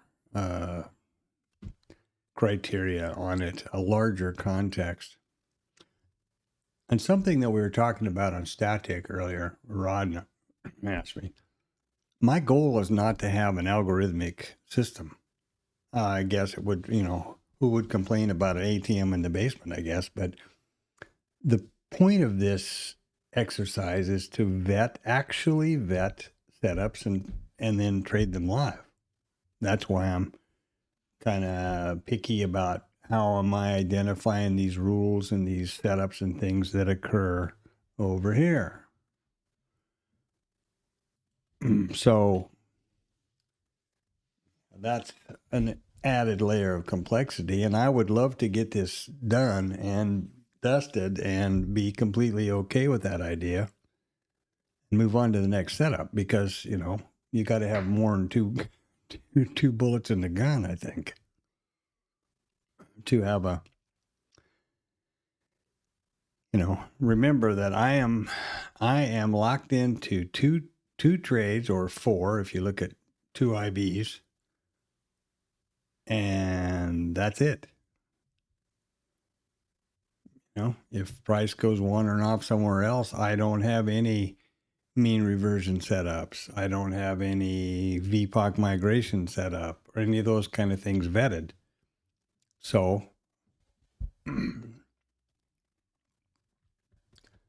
there you have it.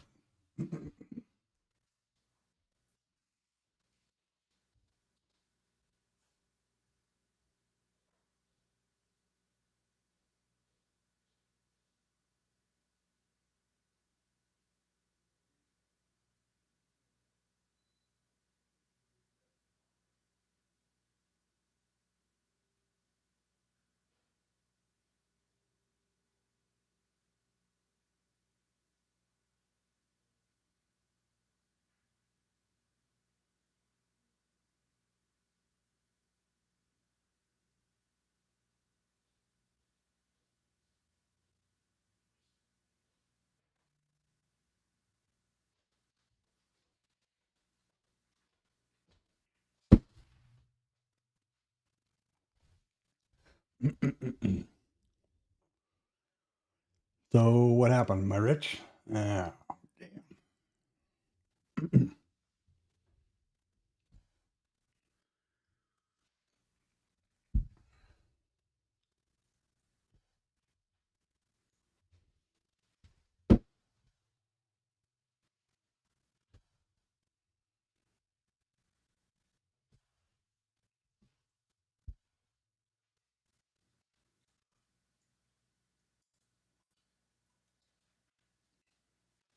Say a question to either one of you or anybody on listening.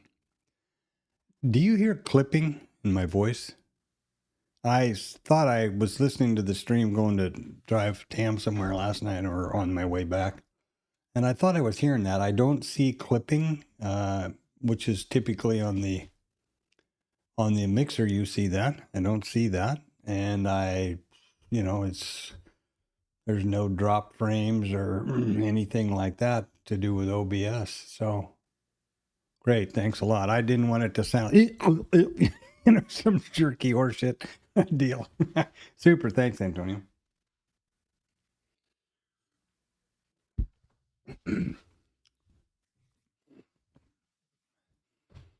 That'd be pretty funny. Have some completely obnoxious thing going on and not know it.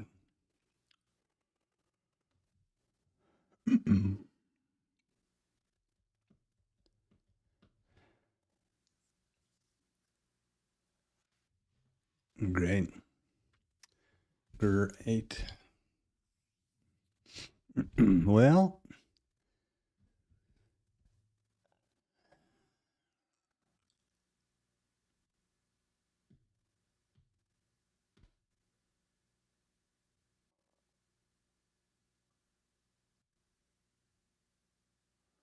had we gotten the signal properly here, this would have been the perfect one. If these were just reversed, that would be an A, this would be a B, and we would be in a continuation trigger right there, which I'm pretty glad didn't happen.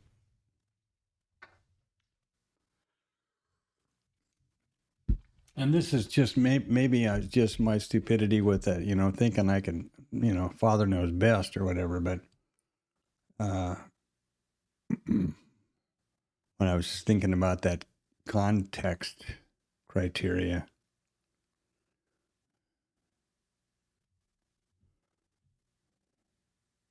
but I have to be able to do it programmatically and then backtest the system this way, make that change, backtest the system that way. That's the only way that I know to actually and systematically validate whether that or any change is, meaningful or detrimental.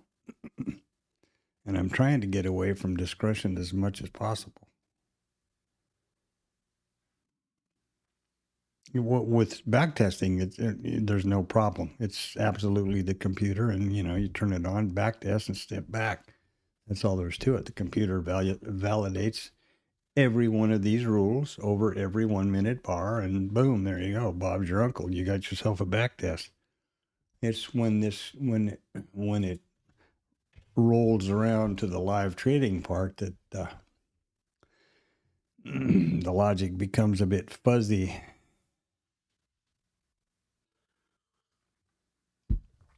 And then old Monkey Boy will start, kicking up dust here in the background somewhere and suggesting why I shouldn't do something different. Okay. Speaking of that, let's see what we got going on over here.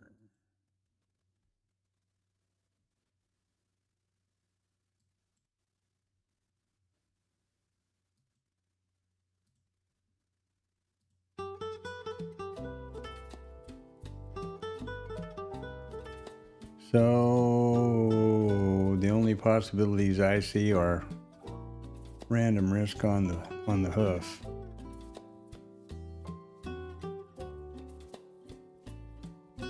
Or at least on the horizon.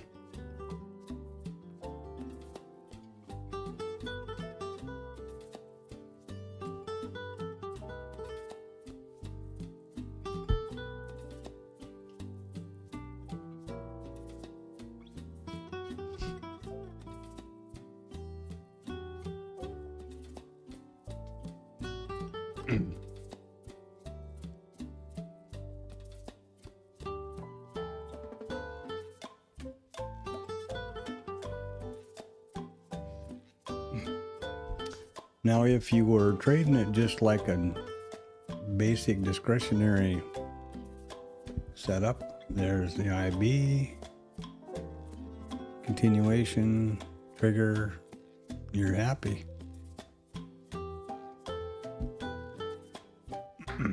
Happy deal, happy days.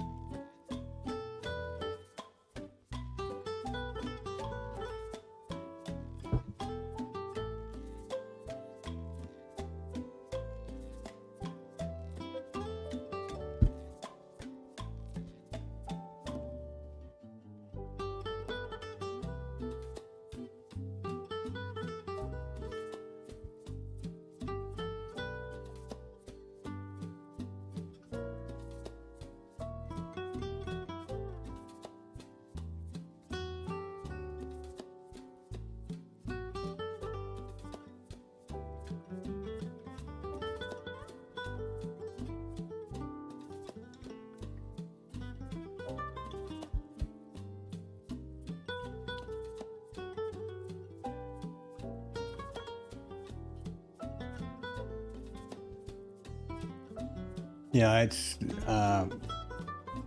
what I'm certainly no wizard about all this streaming stuff, obviously, but you know, if you've got your input volume, mic volume up too high, it does what they call clipping.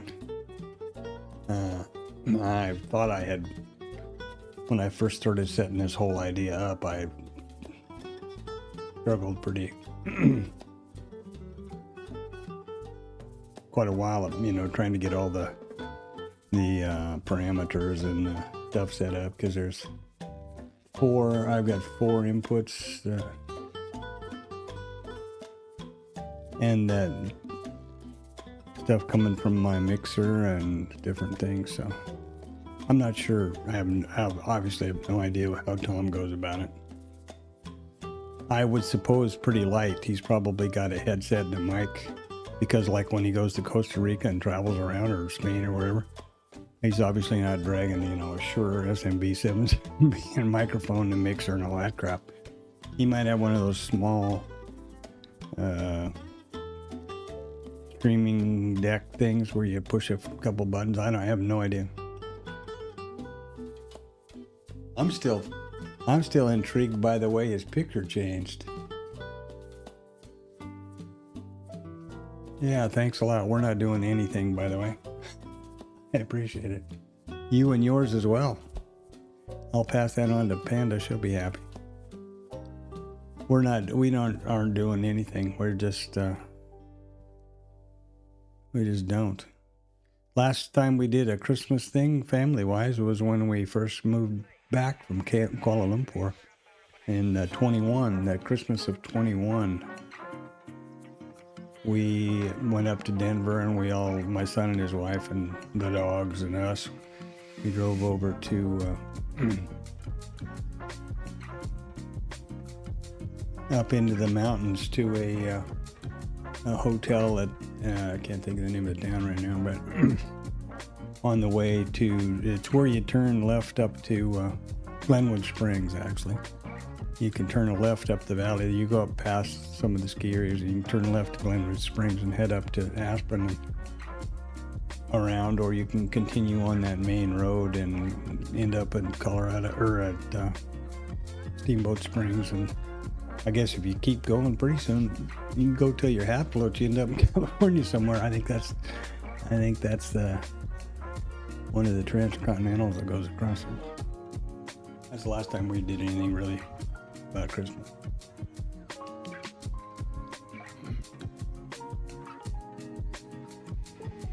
I'll do that. I'll give her some treats. That's what she's all about. Scratch her little chin a couple of times, and yeah.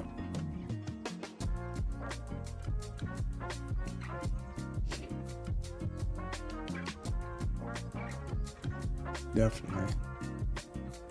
And you and yours as well. And you too. Richard's definitely. Everybody everywhere as far as that goes.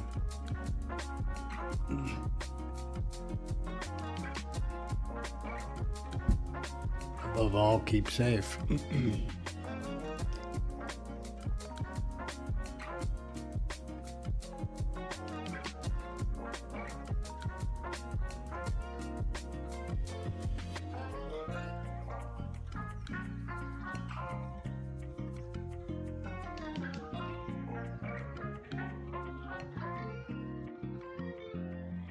These kinds of days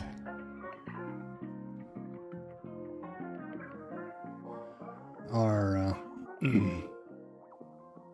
as far as the system idea goes, you know, if, for example, now if we come back down through and took another system, took a signal, I'd be hard pressed to go long. I would be more comfortable thinking that we might, mean revert. I would have to take the trade because I've committed to do that here in the stream. But as the day progresses, as we get past RTH 1 and 2 and like that,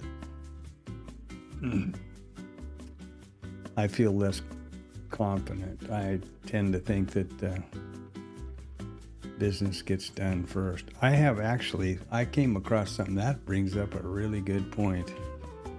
I came across something pretty phenomenal here. Check this out. This is daily chart, RTH session, yes. Goes back a couple hundred days. There's the chart. So how long was it? 5,200. Now we're up at 69. This is the point breakdown per dividing the RTH session into 3. 1, 2, 3. According to this study, which Chad put together, and I just found it and was amazed by it and brought it over here. The RTH3, or the afternoon, the power hour, etc. session, bar and above, produced more points than the morning session was minus 279, and the noon session, middle session, the middle session is the one that produced the most amount of points. And RTH3, which doesn't surprise me, is the afternoon power hour, was crap. I was really surprised. This is called, if you go to IRT and want to look at the video about it or whatever, it's called, the chart he calls time sensitive change, but the video was called something days. No, you could search there by time sensitive change. You'll get to the chart and then the video, but I was really surprised. And this is just a splatter plot of occurrences, but yeah, I always have felt like the morning session was the most productive, but certainly not since about July.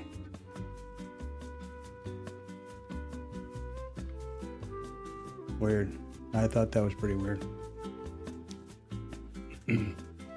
Well, not weird, but at least interesting.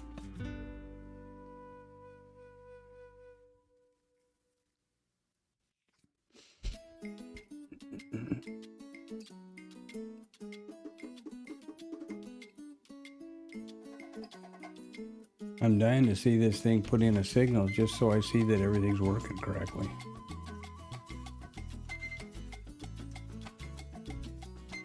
Not so much though as I want to throw money out the window, but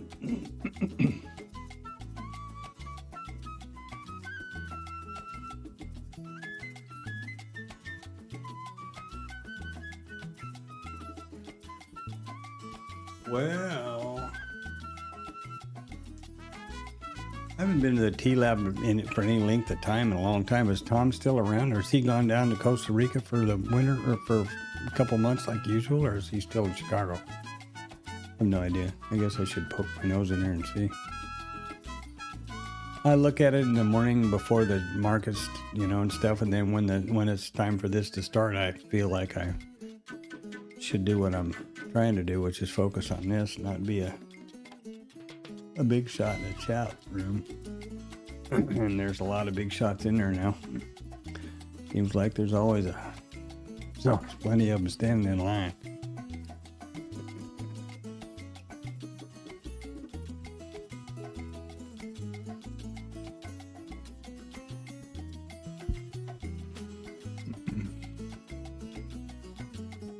Well.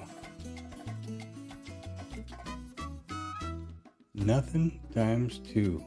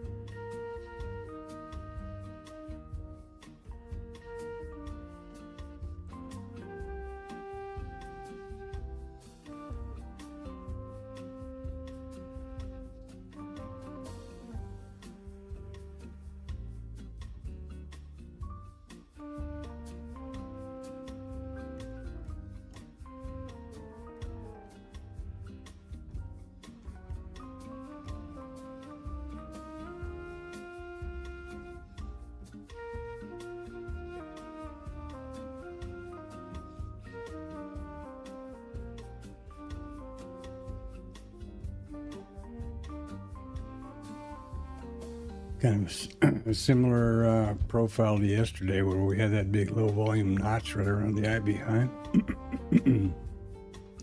Yeah.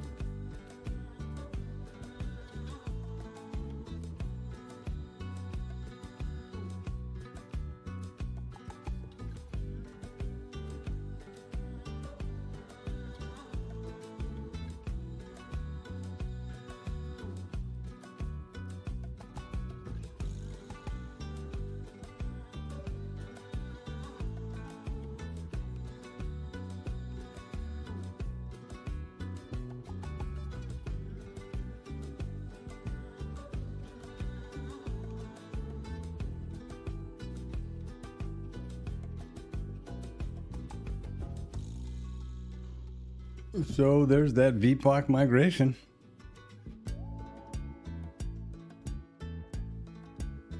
Happened in IRT already, so we'll see how long it takes this outfit to get it together.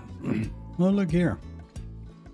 Now it picked up an extra one contract trade down here somewhere that my world famous massage the volume profile idea didn't pick up.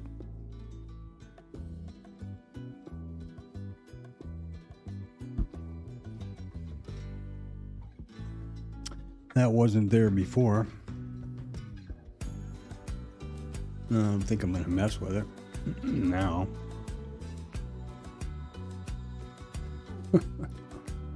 Ridiculous. Ridiculous.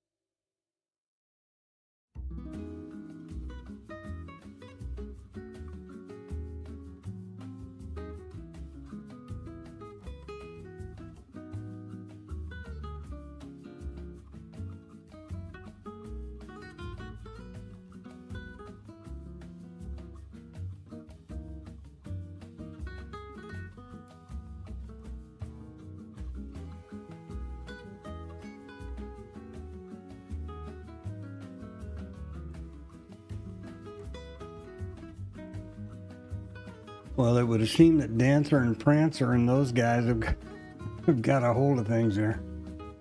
We're to the moon, Alice, I'd say.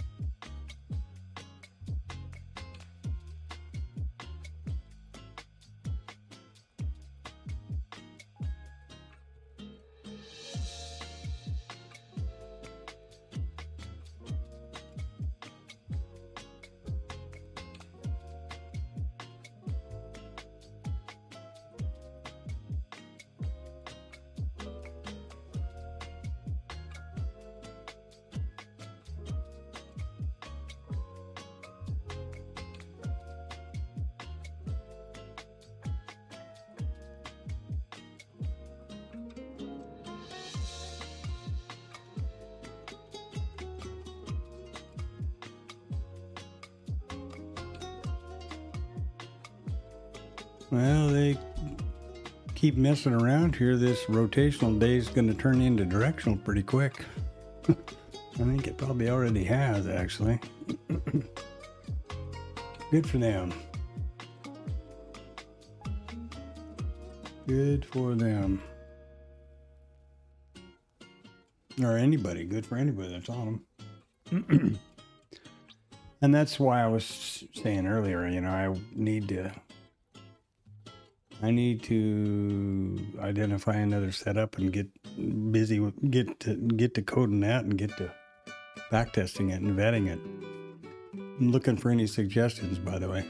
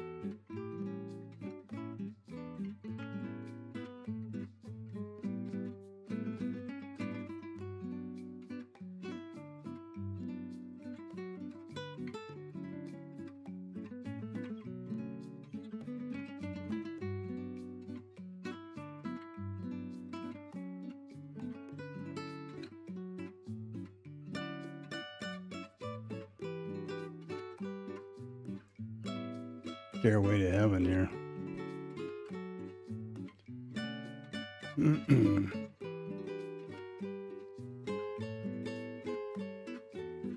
But, you know, 20 handles plus 24. That's pretty cool.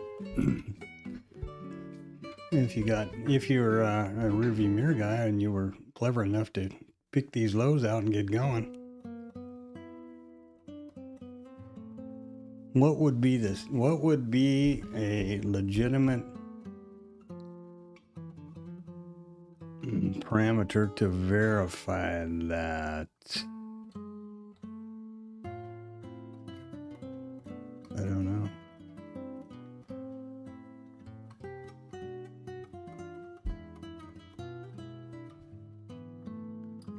I guess maybe if you were this breakout and retest, that I think that would be I think that's a static staple. Consolidation, breakout, retest. Obviously everything is so clear in the rearview mirror, but that's the first thing that jumped out to me. Or the reverse VPOC migration. I don't know.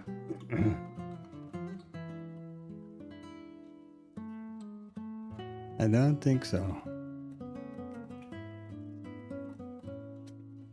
And the further this day winds along here, the happier I am that they're getting the hell away from the initial balance. I wouldn't be at all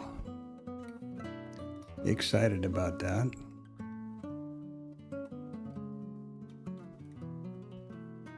Assuming that at some point this is going to rotate, but this doesn't look like that point yet.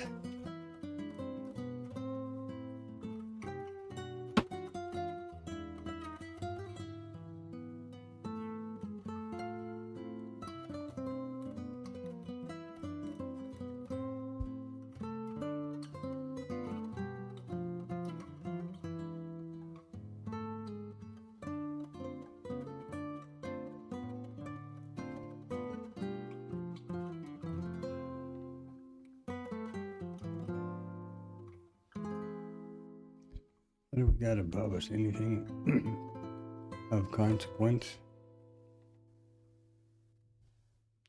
Well, we've got a level up here. We got that big. Wonder if they're going to try to take it all-time high, huh? You never know. We've got this. Where am I? Okay. We've got this right there. Here we are.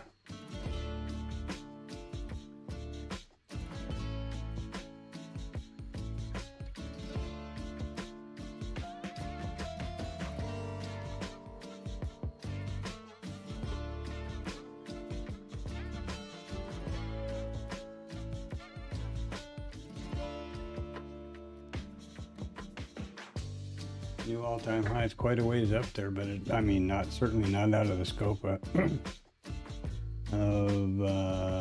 reality. 100 points, but boom,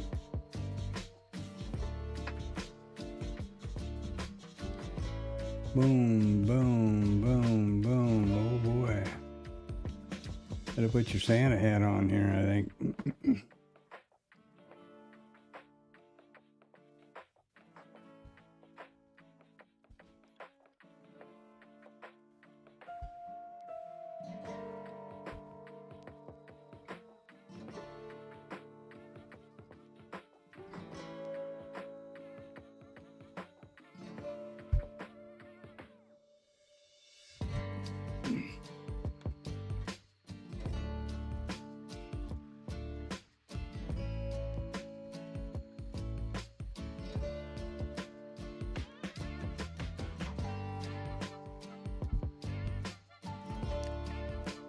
These are the kind of days when Monkey Boy will come out to play in terms of boredom, making up trades, seeing patterns that aren't there. Really need to stick to your guns and your discipline and only trade your vetted setups. And if you don't have a vetted setup, stop trading and go do that. That's the ultimate advice by everybody, including Tom and the TLab Tom. But this is where, you know, all those things that have wandered down through our neural pathways from those days on the savannah, finding patterns of whether they are there or not and justifying. I think boredom's probably one of the bigger problems most traders have, and the fact that, you know, as we're raised, or as life happens, most every other life besides trading is that your reward is more or less commensurate to your input or to your effort. And that's not the case here for sure. Actually, I think more the opposite, actually. So.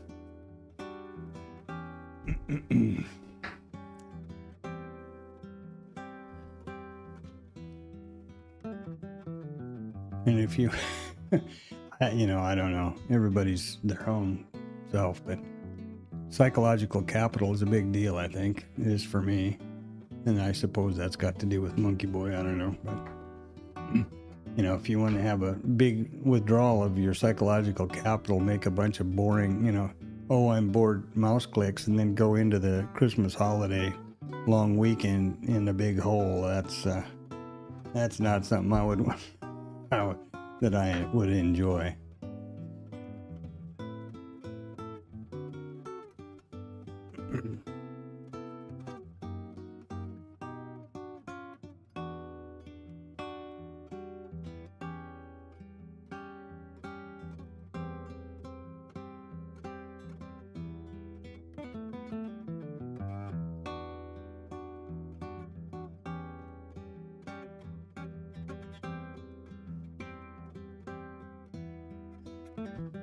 This profile does bring the volume profile and book map doesn't look so pronounced, but to me this looks like a flat top, you know. Doesn't look like the market is, or the auction is particularly concluded at the top side. Now it looks like we're going to put in some more up there now, but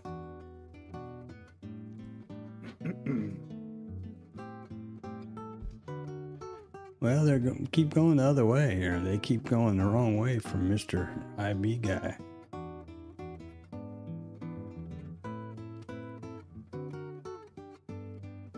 Just looking at, and now, you know, just to reiterate, because I've got nothing else to do. Without using IRT, without using candles, just using rudimentary idea about price and the levels, or the, you know, the rules, 1, 2, and 3, or the signals, whatever you call them. So here's your IB. Here's my IB.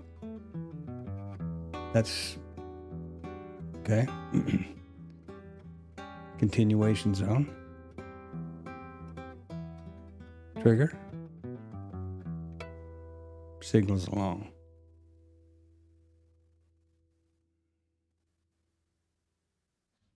Maybe I need to approach it just that simply and stop worrying about all this signals and stuff on that other chart. That's just, as I said early on, that's just for me to confirm that the signals are happening when and where I think they should. And then I've been really trying to get those signals to be limited and, you know, only exclusive and concurrent where they're supposed to be, so that like Garrett or whoever that's using this thing as well could have a better time of it.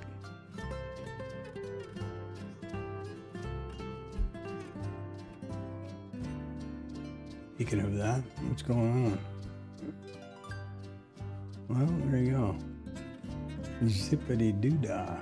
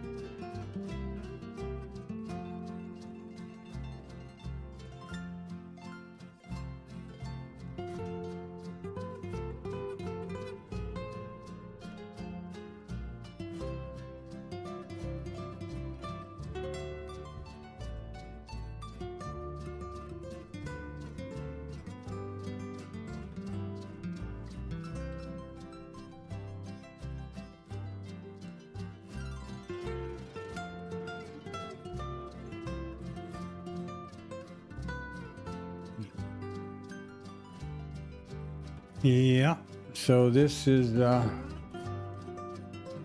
case you're just wandering through newly, this is the last full trading session day before Christmas. And I will not be streaming or publishing or pushing this session prices. And that will all begin at 1700 on Christmas Day, because that's the ETH open for Friday's trade. And Friday is a normal trading day per the CME. So there you go, sleeping in, resting your eyes, whatever it is you do.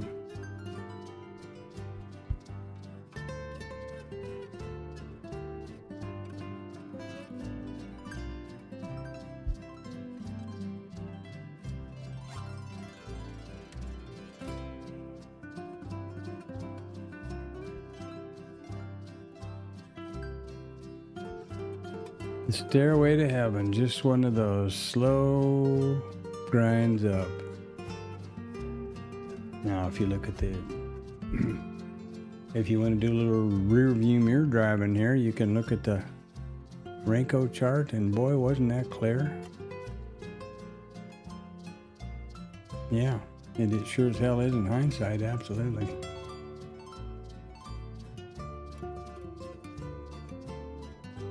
There's Blue Boy. There's the entire session so far.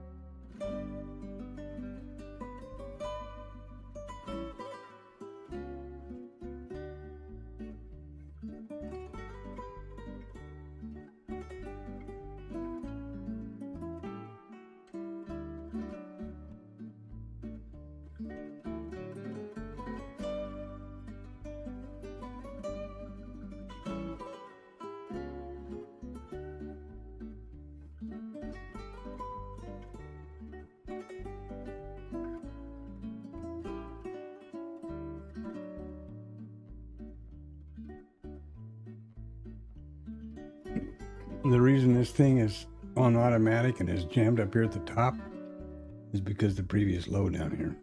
So let's just do that. Easier for me to see. I don't know about anybody else.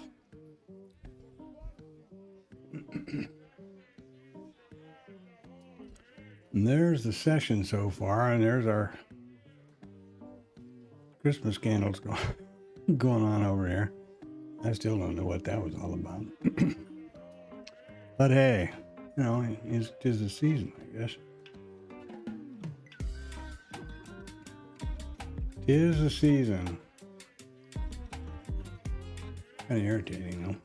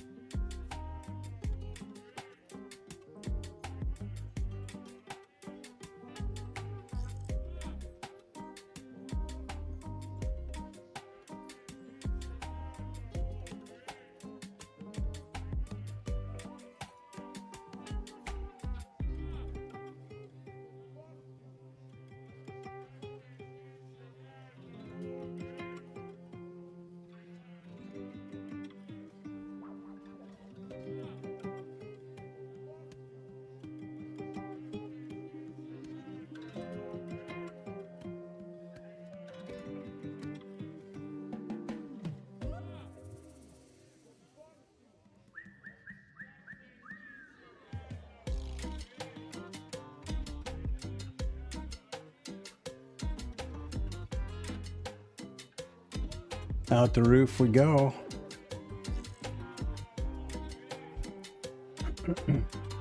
Irrational exuberance, huh? Bad economic reports.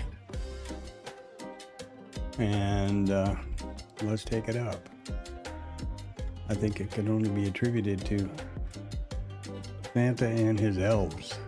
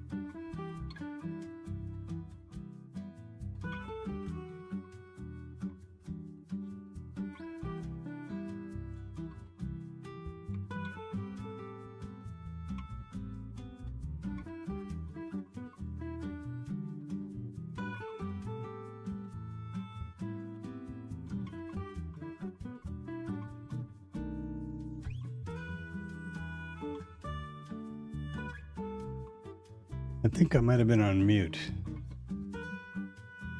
I hope not. But anyway, quickly again. To reiterate here just to recap why this isn't a signal and I'm not in alone.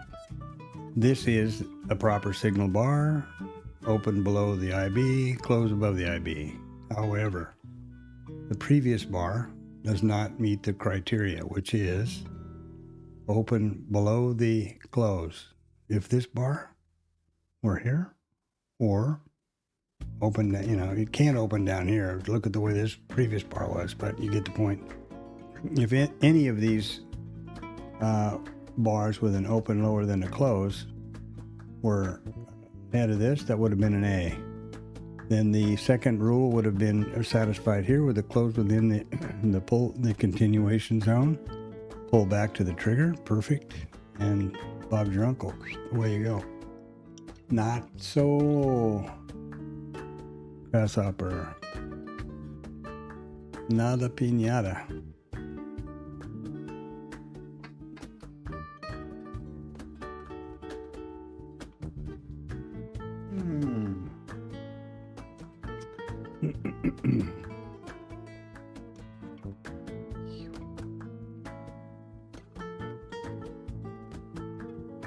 I'm fighting the urge here as to what I'm going to do. Told my wife I was probably going to go for a walk around noon, but I wasn't sure whether I was going to walk out the front door or down the hall to bed. She thought that was pretty funny.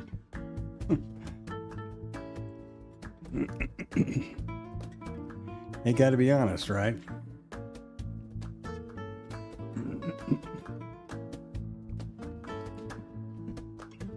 Yeah. Well, I'm glad that there's so few folks around here today, and that's the way it should be. You should be relaxing and getting ready for the holiday. Not forcing any trades. Certainly not letting Monkey Boy make up reasons why you should trade or, signals that don't exist. As always, the stream will continue uninterrupted until 1500. There will be no stream tomorrow or Christmas morning. The stream will pick back up, and so will the session prices at 1500 Christmas evening. That's when the 25th at 1700, the CME will relight their candle, and that trade will be for Friday the 26th.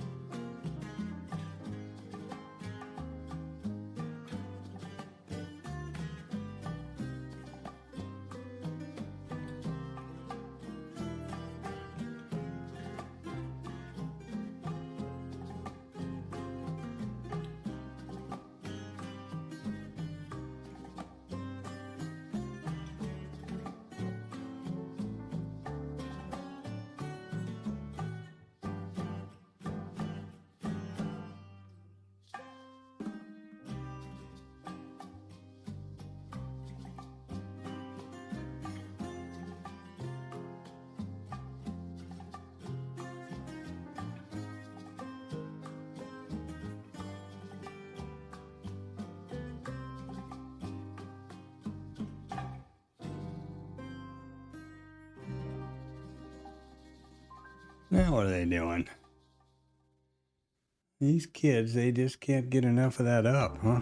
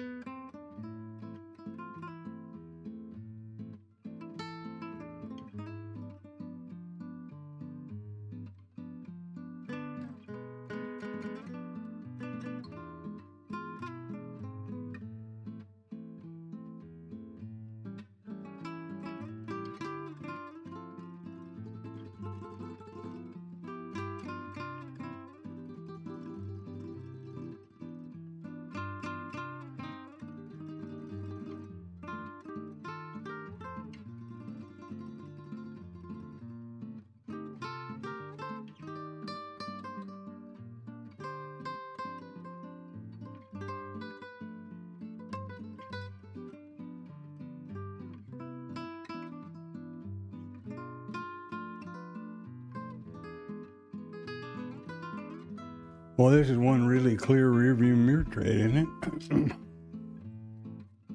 Higher lows, higher highs. Boy, you couldn't ask for a more logical setup, I guess. Christmas, all those things. Unfortunately, not anything to do with the setups I've added, but nonetheless.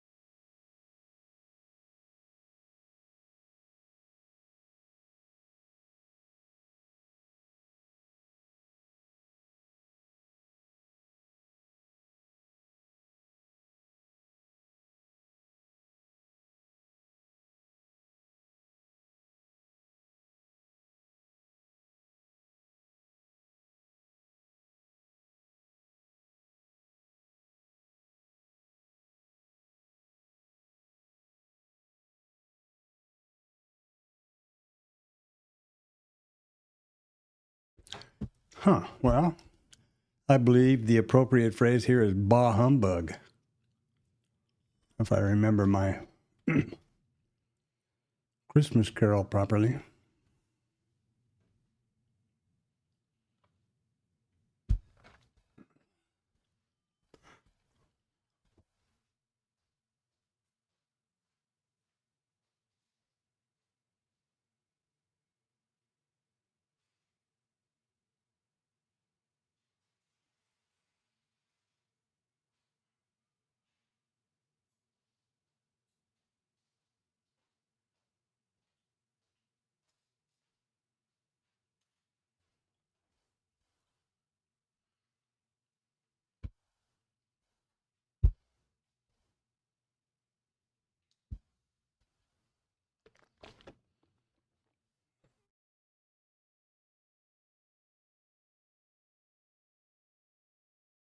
They keep chewing that higher and higher, Dale. Pretty soon we're going to have a comb going on over here.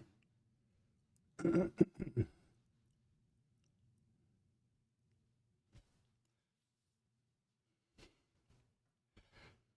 don't know I have no idea what the statistics are.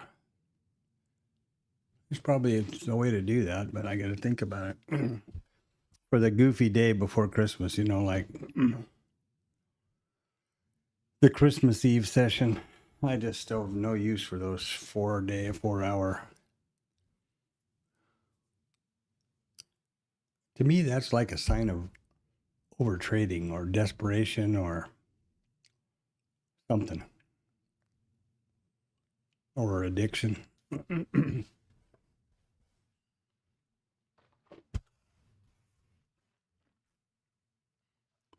I'm sure I've said this in here before, but when I figured out or learned about market profile, was in a room with a guy named JP who had been a floor trader, a local in the bond pit, and his take on it was anybody that you could see still on the floor trader, right? Anybody that you could still see trading on the floor after about 11:30 on a Friday was in the hole, was on a big loser and was trying to pick somebody's pocket to get back to even. Never will forget that. It made good sense.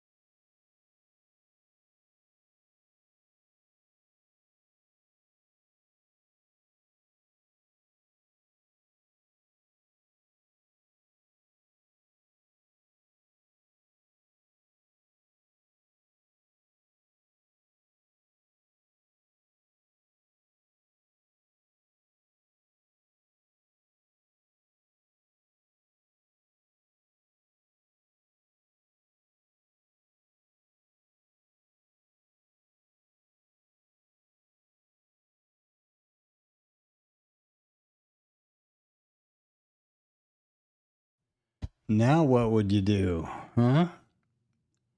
Comes down and throws a signal. What would you do? What would I do? My hope would be that I was checking my eyelids for leaks or something and didn't see it. I have a lame but valid excuse.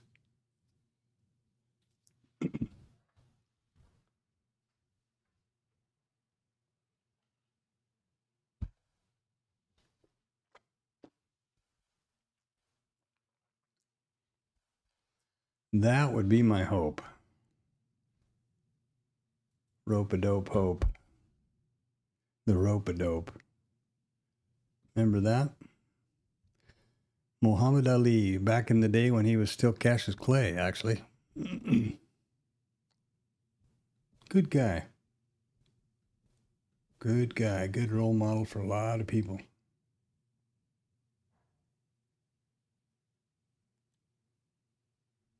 And a fantastic boxer. I mean, obviously. That goes without saying.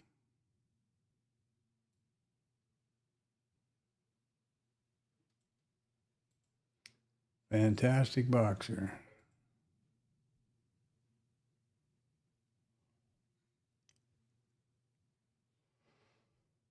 Well,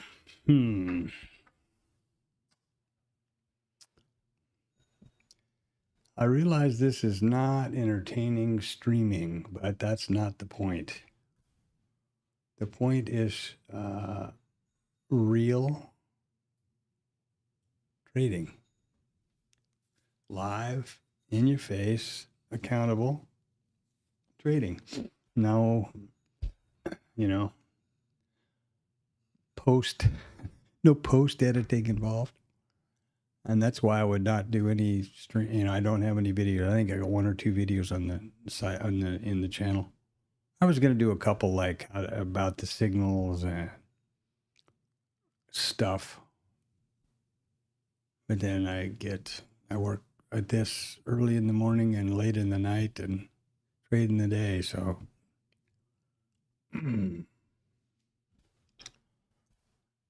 that's a lot of hours. Standing here, pair of stand-up desks, and no city downy, Joe.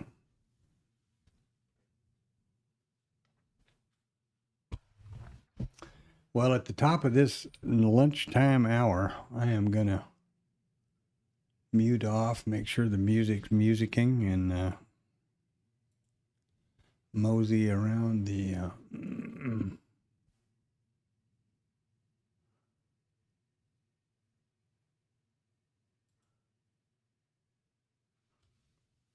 I don't know why. How the hell I can get that?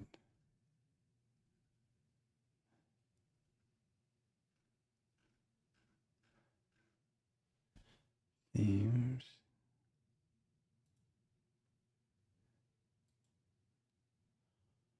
Wow, the genre. Okay.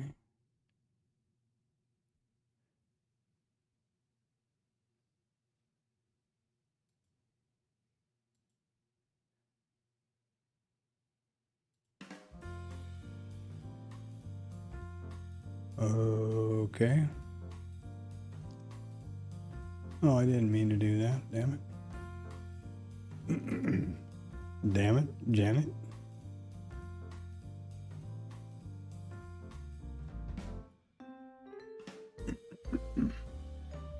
So, yeah. If you can imagine this, there's actually some numbers out tomorrow. According to investing.com, initial jobless claims is supposed to be out at 7:30. Talk about crickets, huh? And next week? Oh, Friday. What's out Friday? Anything?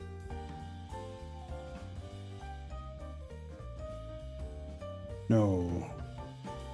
After today, yeah, Friday, sure as hell. Just to make her a huge rig count, which is pretty normal. What's going on next week? Oh, again with the flipping holiday. Ay, ay, ay, ay, ay. Chicago PMI on Wednesday. And then S&P Global. Oh, I forgot about the New Year's. So excited. Well, maybe not.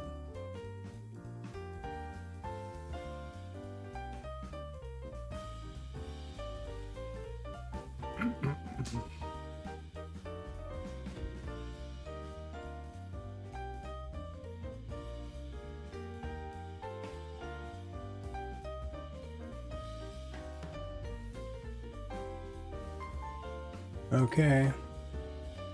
No changes in the random risk band. They're still only one scheduled performance at 1700 today. Oh, look at over here. He's already on the airways.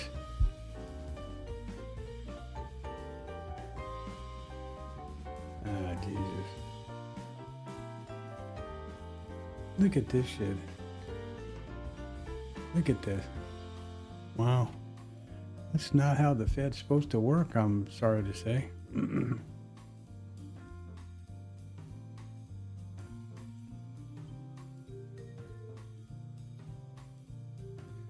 Wow, that's pretty disappointing. That's pretty disappointing. The Fed, the whole purpose and the theory behind the Fed is that it's politically agnostic.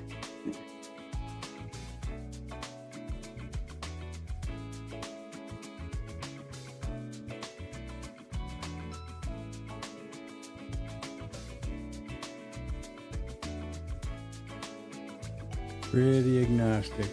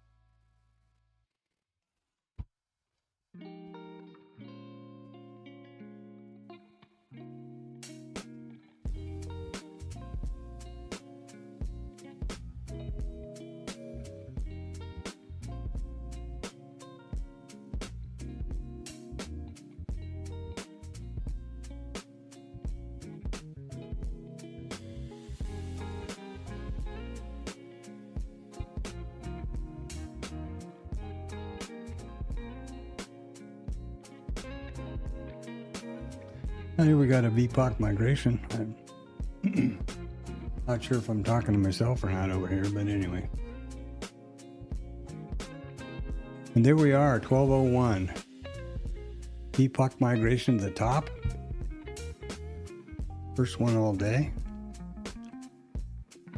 And yeah, here we go. Everybody dance. I'm going to switch to my phone. I'll be back after a bit. And remember, this is the last regular trading day and stream day until I'll be pushing the listen prices as usual, starting at 1700 on Christmas evening.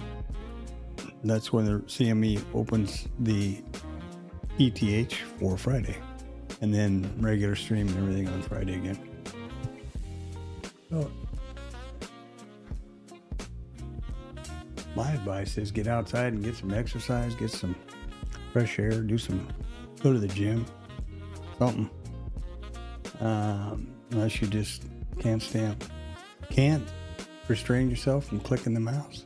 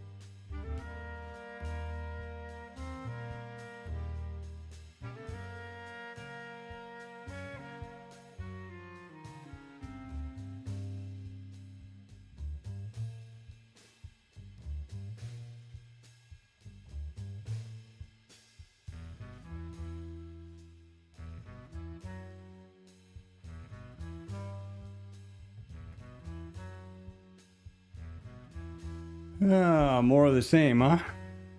And the volume's falling off a cliff, I suppose. Let's just see here. 50%. We're down to 2 ticks on the ATR. Oh yeah, this is this is a good day to say adios amigos.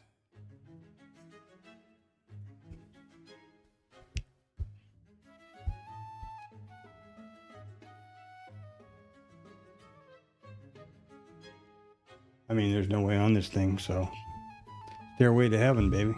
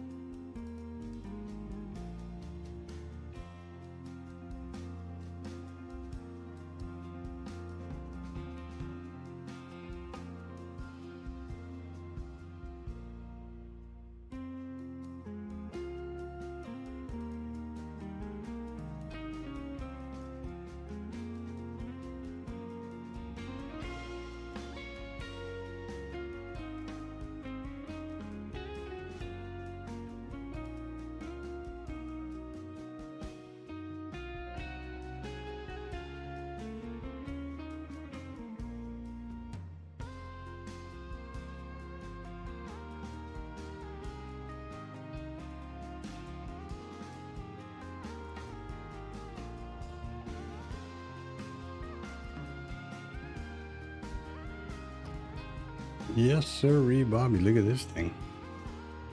A true Santa rally, huh?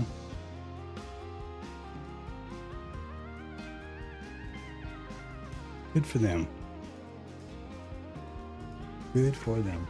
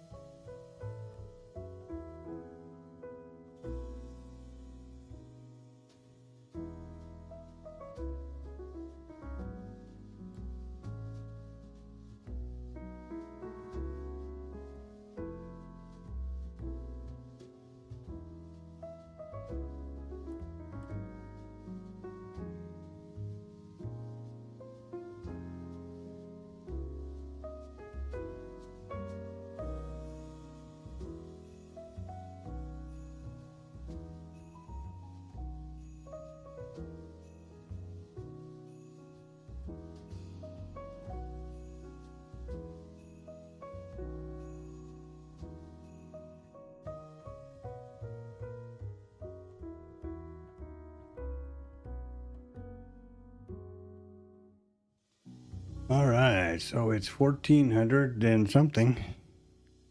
Power hour. Nothing to see here. Yeah. A quiet. Now down to 4,900% or 49% of volume. And you know, it's Christmas, holiday, however you choose to look at it. Or as somebody once said this, I thought was a pretty clever perspective. What, I don't know how he put it exactly. It was Neil deGrasse Tyson, actually. He said, do you know what 80 or something like that, 9% of the world calls this coming Thursday, or calls the 25th of this month? And the answer was Thursday, because there's obviously Christmas is only a holiday, a Christian holiday, and there's a whole lot of people who are Buddhist and Muslim and everything else. Interesting perspective. Sometimes people forget that.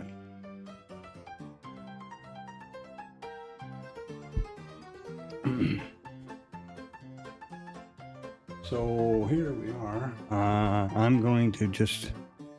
We're just going to cruise on out of it. There's nothing to talk about. I'm tired of talking about back testing a gazillion times every day. Be sure you take some time on this holiday to think of your health and your family and do something away from the screens or away from the market, and go to the gym, go for a run. I was just out for a nice walk. It's 70 degrees here Fahrenheit, which is about 21, 22 C. I'll probably go back out. I'm going to do some stuff outside. Tomorrow I'm going to be working outside. And then Christmas is Thursday. And the markets will reopen for the ETH session on Thursday evening at 1700 for the Friday session. So I'll be back streaming on Friday at 8 o'clock in the morning as usual. Right now we'll just cruise on out of it here, I think. Just let it wind down into the overnight and the... Now, there will be an ETH tonight and a limited or shortened trading session tomorrow. The markets close at, I think it's 12:30. I will not be bringing that data into my database or streaming. So I have found over the years it's just a lot less trouble to keep all that noise out of the regular session. And what is it, 3 days out of 250, I think I can live without it.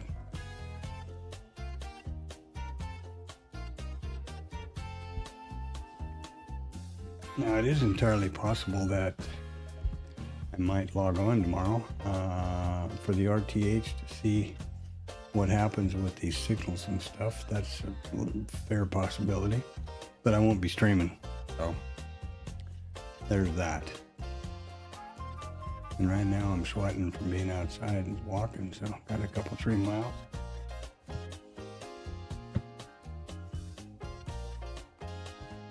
That's gonna have to do for today.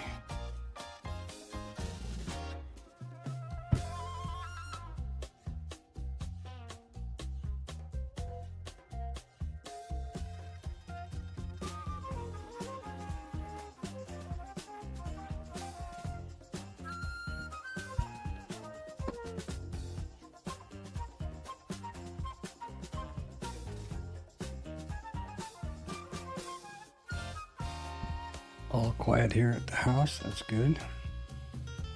I slipped back outside, but I don't want to be here for the market on close and the close the stream down at 1500. Thanks for coming by. Appreciate whoever's here dropping in. Remember to thumbs up and subscribe. Always good to see somebody drop something in the chat. It's always good to have a conversation. Trading can be pretty lonesome. Or solitary, I should say. Lonesome, solitary.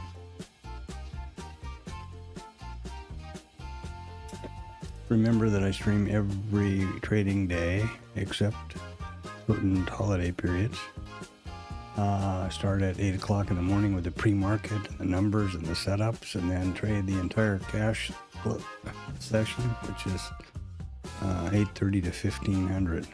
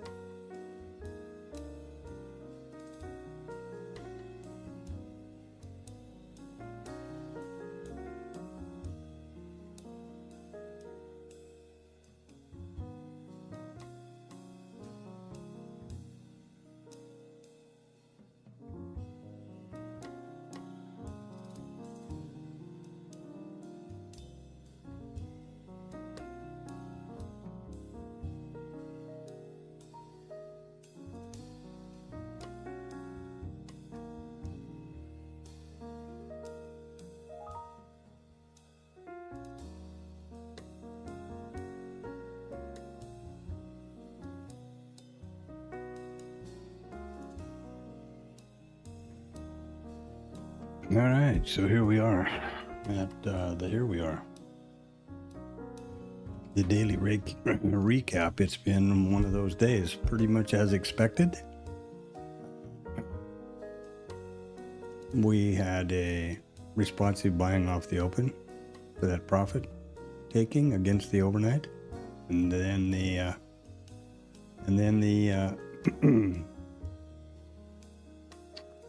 the banner rally has, just been ticking along step by step, stairway to heaven here. Got to just picking up another VPOC migration. So they could be looking for another bump higher. Will they try to get it up to 70s? I don't know. New all-time high. Maybe they'll try that tomorrow. Without me again, as usual. But that's where we are. Here's the session. There should be no context, question in anybody's mind what the context is. And here we are for IRT.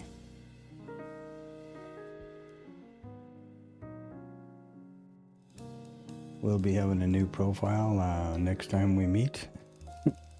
I'll set it tonight after when the session's closed, but won't be streamed until Friday morning, the 26th. Okay, what have we got else? Well, volume is kaput and getting less. The ATR is at 1 point in a 1 minute bar. What's that say? As far as the snooze, so we have a investing.com free news service, which is my oldest go-to. I like the format here for copying and pasting if I'm going to, I paste this every morning about 6 o'clock into the TLab, etc. I like this better than Financial Juice just because I prefer the layout. They also only report or display here scheduled normal revenue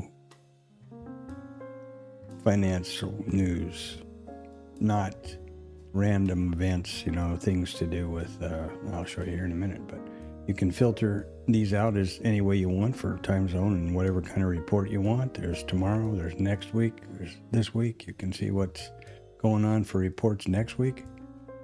Also earnings. The other service I use now is Financial Juice, which is this one. And here's what I'm talking about. Financial Juice does pick these up when they come out on the wire and bring them into this calendar.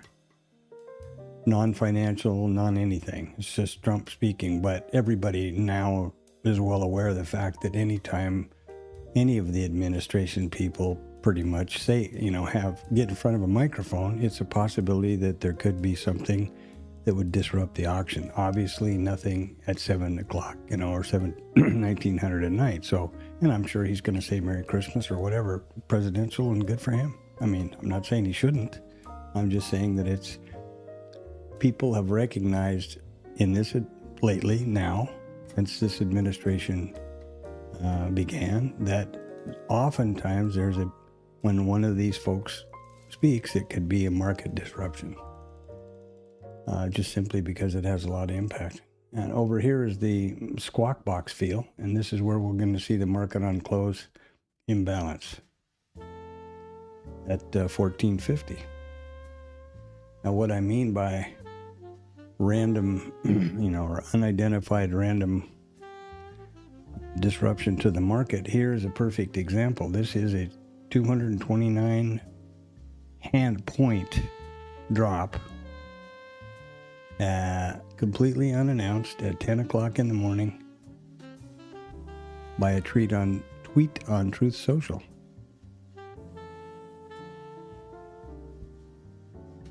Turns out the reason he was mad and tweeted hadn't happened, and his threatened response didn't happen. So essentially it was a canceled deal, which makes me think, okay, if there's no evidence and nothing really happened and nothing caused it and nothing happened, was the market just dying for an excuse to sell off? Maybe. But it doesn't matter.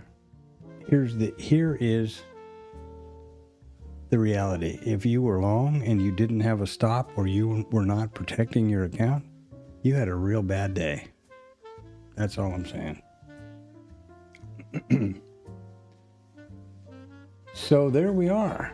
And I'm going to shut the stream down tonight at when the session rolls over at 1600, and it will be back up at 1700 on Christmas Day for the ETH session trading on Friday, the 26th. Hope you have a great holiday wherever you are. Safe, first of all. Peaceful, fun,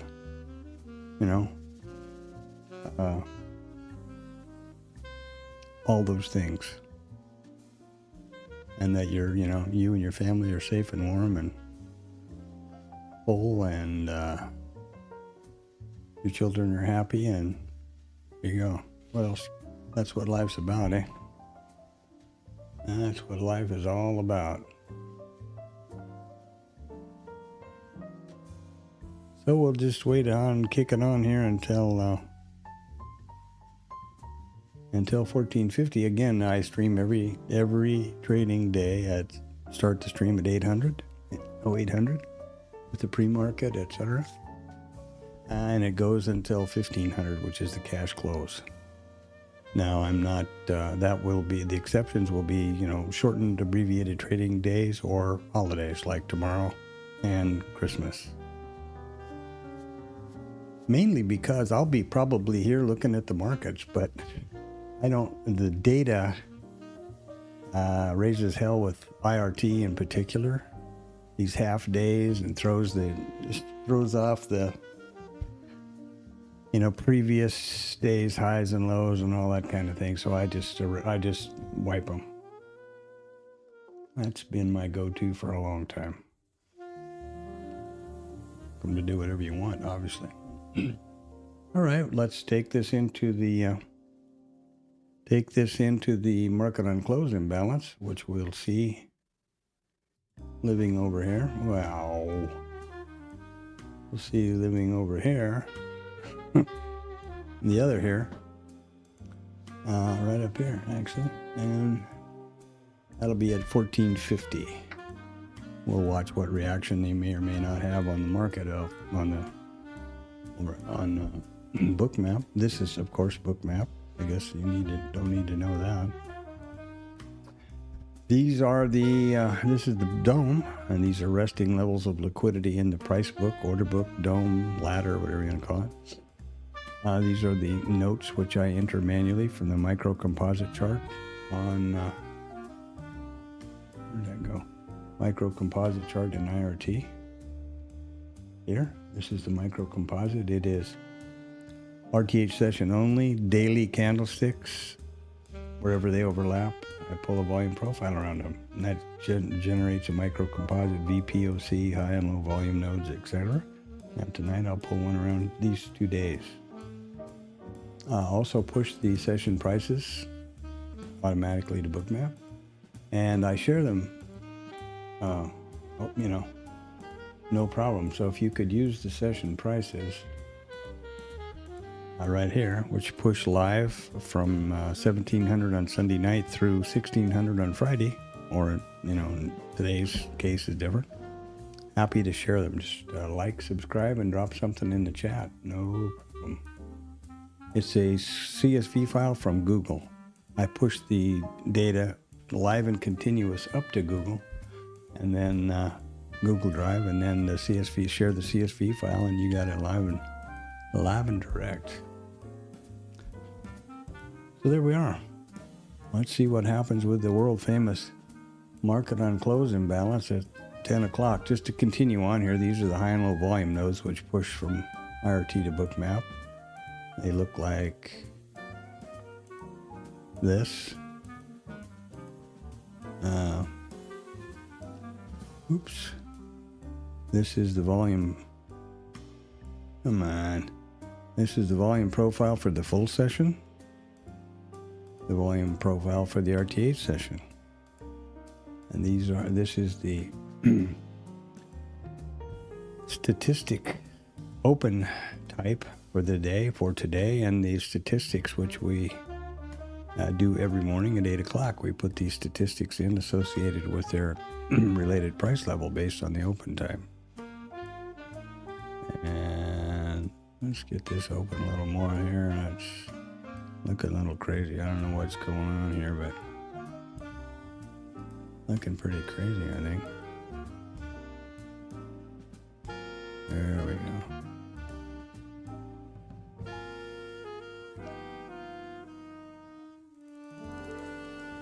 This is Blue Boy. He's a founding team member here at our Risk Neutral Trading. This is a vertical line, which I put on the first print of every session. And that is just a visual cue for me or clue for me. I can just spot that and know that I've got the entire session in range. That's all they're for. And you can see I've got all of them. There's the overnight, and there's previous RTH, and there you go.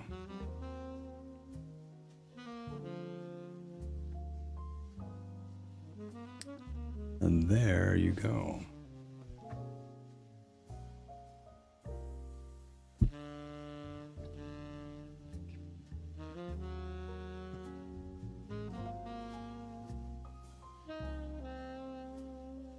If you trade if you have IRT by any chance, I'm happy to share any of my chart or trading system or any of this stuff.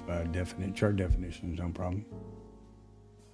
I don't think that the idea of this stream is, it's my virtual journal, as I said.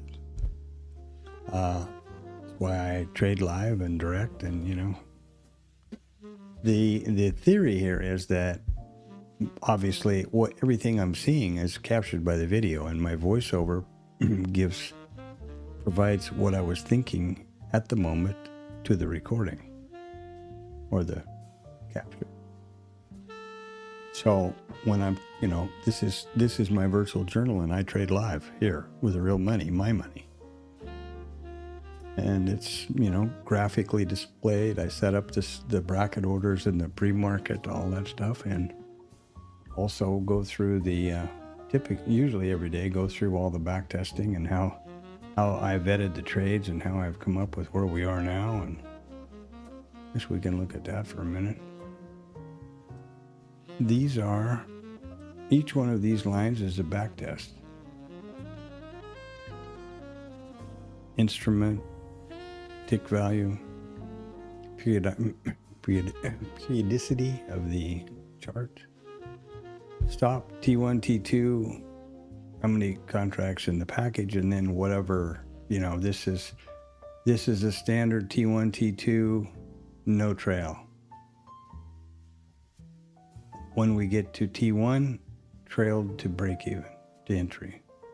T2, somewhere down here. Here's when we get to T1, trailed to T1. And then all the data you might imagine over here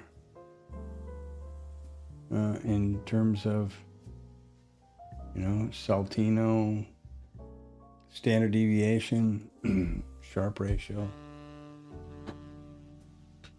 any kind of stats you want. Mostly, I don't even put those in here anymore because I didn't pay attention to them. They were not meaningful to me at this point. And you'll see that each one of these lines represents 488, 495, whatever it is, days, and thousands up to 1,100 trades. Win rate, loss rate, average winner, average loser, expectancy, R value, risk reward, profit factor, all that. Consecutive winners, consecutive losers, how many long trades, short trades, and profit. So that's the way to really backtest something, in my opinion. And 5 minutes till that all important magic. By the way, I'm sure I mentioned, but in case I didn't, both investing.com and Financial Juice are free. Of course, they would both be tickled to death if you subscribe. Financial Juice throws this thing along every few screens, you know, so I don't mind it. My thinking is I want to have things here as accessible to everyone as possible. So Bookmap is subscription, no question about it. So is IRT. So is Rhythmic Data. So is a prac that I have a live brokerage account, but you can't escape that, like death and taxes.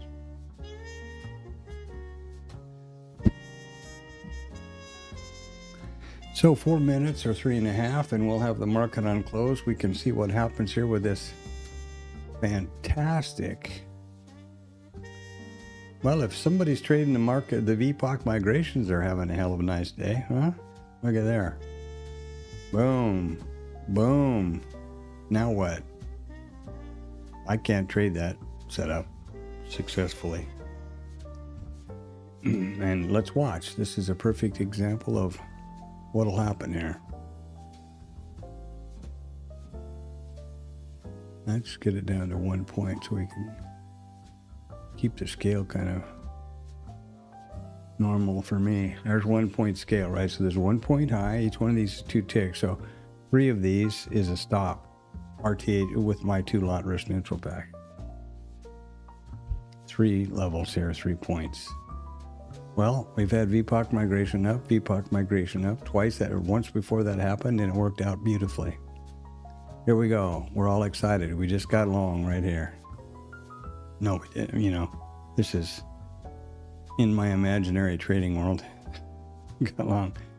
Just hypothetically, let's say we got long here. Now what's going to happen? All we got to do, let's just right at the money. Let's say right on 60. So 57, we're stopped.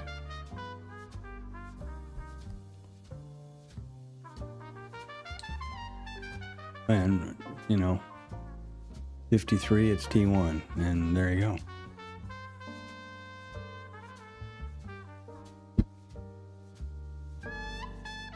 And as we know from previous conversation and your studies about the market, I'm sure you've realized and come to understand the market's a random environment. The outcome of the next trade is 50-50. Trying to predict where it's going or getting all butt hurt because you got stopped out is just a real waste of your mental effort. If you took the proper trade that you have vetted the setup, if you've done that properly, then that's a good trade. The outcome, you have no control over. It's like a coin flip. You have no control. So what you want to do is vet the trade properly so that you have a calculated statistical edge, expectancy, whatever, probability, and then execute that setup and those based on those parameters correctly and accurately every time the market presents itself. The problem I have with the VPOC migration is, sure, how the hell can you miss the yellow brick road moving along there? But what are the parameters that validate the entry? That's the part that always hangs me up. And it's so simple in the rearview mirror. Oh, well, here, VPOC migration, we tested down. We tested just below it, couldn't get any way, and up we went.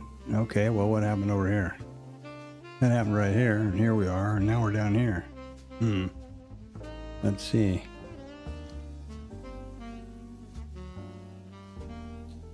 There we go. That little... Don't sneeze, you might miss it. That was the market on closing balance right here. And there's your... now you're sweating bullets because you're almost stopped out if you went long. What is your guess on the market imbalance? Sell side, buy side? Let's just go with that. Coin flip, right?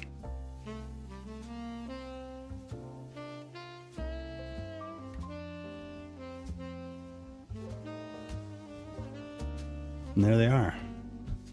Oh, baby. Sell side, S&P, 703 million imbalance. NASDAQ, 100 plus 41 million. Dow sell side 67, mag 7 sell side 192 million. There you have the market on close imbalance. Wasn't that fun?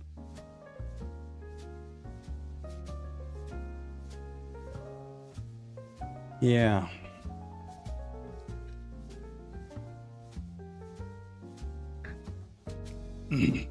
Well, we're doing all right. Now, if we get up to 3 here, we got a T1 scale. Right now, we're a point away from a stop, and everybody's butt's puckered on that one, I guess. Mine would be. And it's, let's talk about that for a second. I understand, intellectually how the market works, that it's a random environment, that I use statistics, I use probabilities. But I don't think there's anybody that is completely devoid of emotion, whether they stop or win. That's, have it hit their targets or whether they stop out. I think that's a function of our neural pathways from the monkey boy, and our monkey wiring. Maybe there are, I don't know. Maybe after, like Tom Sosnoff or somebody that's taken 10,000 trades a year, I guess maybe they don't even think about it anymore. And that would be a beautiful place to be. I'm pretty, I wouldn't say emotionless about it, but I absolutely don't react to FOMO or monkey boy. When he starts jumping around here and getting all spooled up, I tell him to go out and play in the backyard. I don't need his help. Appreciate the effort, appreciate his contribution on the creative side, but I don't need it. That's where I'm at.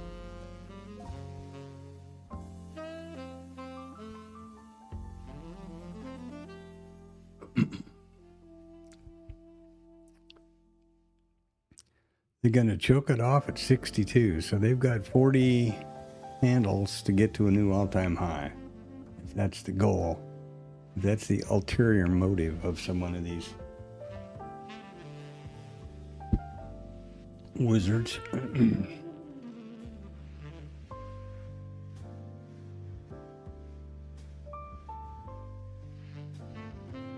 It must be nice to be, this, his name? The Commerce Secretary, Kubik or something like that. He's the CEO of Cantor Fitzgerald, which is one of the older trading houses in New York. In fact, they were on the main floor where the 911 airplanes hit, and his brother was killed in that attack. He was away for whatever reason. Terrible. Must be interesting, though, to have, well, of course, it's been 30 years now. Not 25, anyway. It must be an interesting place to be where you're at a level on these markets that is pretty much got deep enough pockets that you're pushing things around, in that higher time frame area. Not so sure that's the guy that ought to be in our government, but that's nobody. I kept checking my email and nobody asked me. I would like to see some of the, especially like the Fed, remain apolitical, and it's definitely not what the plan is. Judging on the quote there that I screen snapped earlier.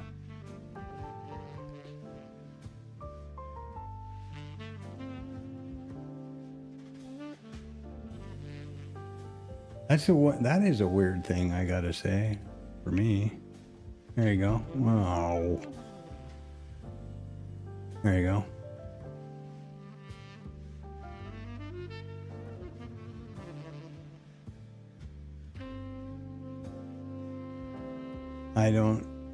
I find it really, I guess, a sign of the times, but really surprising to me that we're setting policy and running our government on a private social media thing. That's surprising me. I'm not making a statement one way or another. I don't think I like it. I don't think it's correct. It doesn't seem presidential to me. It doesn't seem like the highest most powerful office in the world. But again, nobody asked me. Well, there you go. Almost got a target.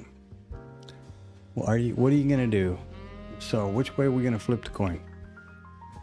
Heads you win, tails you lose, right?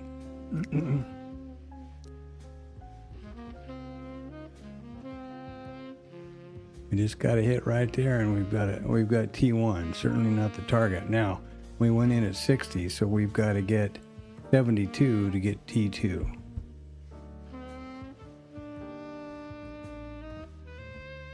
And we're going to have the market on close and swing trade, perhaps,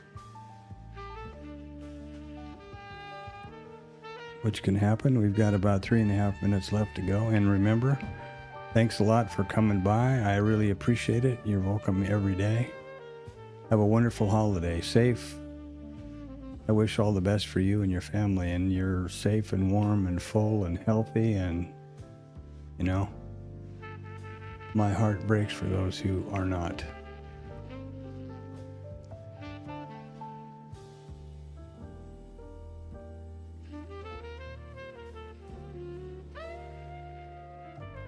And I will not be streaming tomorrow or Christmas Day. There's no market, obviously, Christmas Day.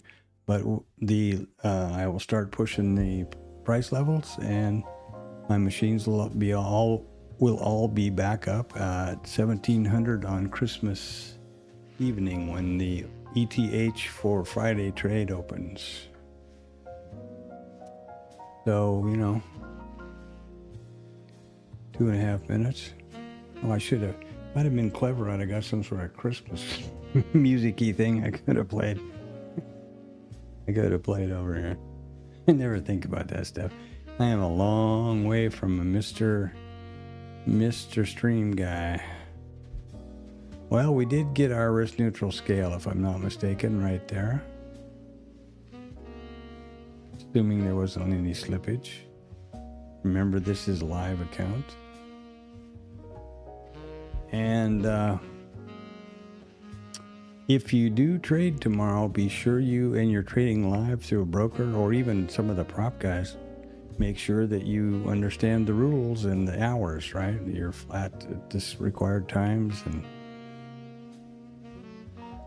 my advice is, when you want to turn on your computer and look at the market, grab your significant other and think of something more fun to do.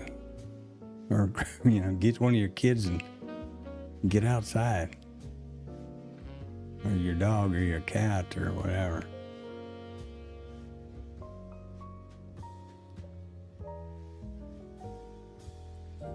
And drum roll, please. Do-do-do-do-do. Got about a minute here. 45 seconds. Still haven't got near the target. Do have a risk neutral scale off. Confirmed. Assuming our hypothetical entry at 60.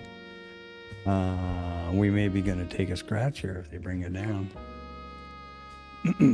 We're not taking anything. We haven't traded anything.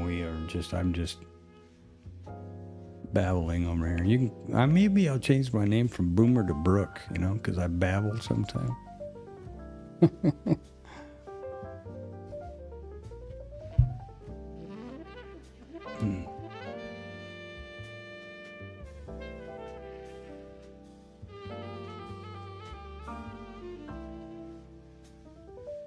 Yeah. There you go. Well, okay. And there it is, ladies and gentlemen. There is the world famous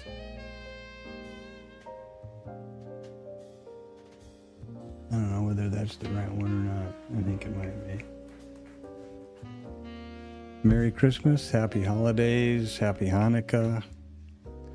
Pretty soon, Kong Shi Fa Chai. I don't know how to say what was it? Let's see. I don't know when Ramadan is this year, actually. Lived for many years in Kuala Lumpur, Malaysia, which is essentially a Muslim country with a huge from India population, so a tremendous number of Hindu, and of course Chinese, so Buddhism, and really a fantastic place to live. Everybody gets along great, and everybody respects everybody else's holidays. I think there's like 40 public holidays a year. It's great if you're working for somebody that observes all the holidays, or it's really great. And so Kong Ti Fa Chai is what you say for Chinese New Year. So I forget what you say for Eid, about Eid. Ramadan. Anyway, you get the point. Have a great one. Whatever you believe, have a great one. And I'll be back talking to y'all, not Christmas morning, but the 26th. So have a great one, and get outside, do something healthy for yourself, and there you go. Thanks for coming by.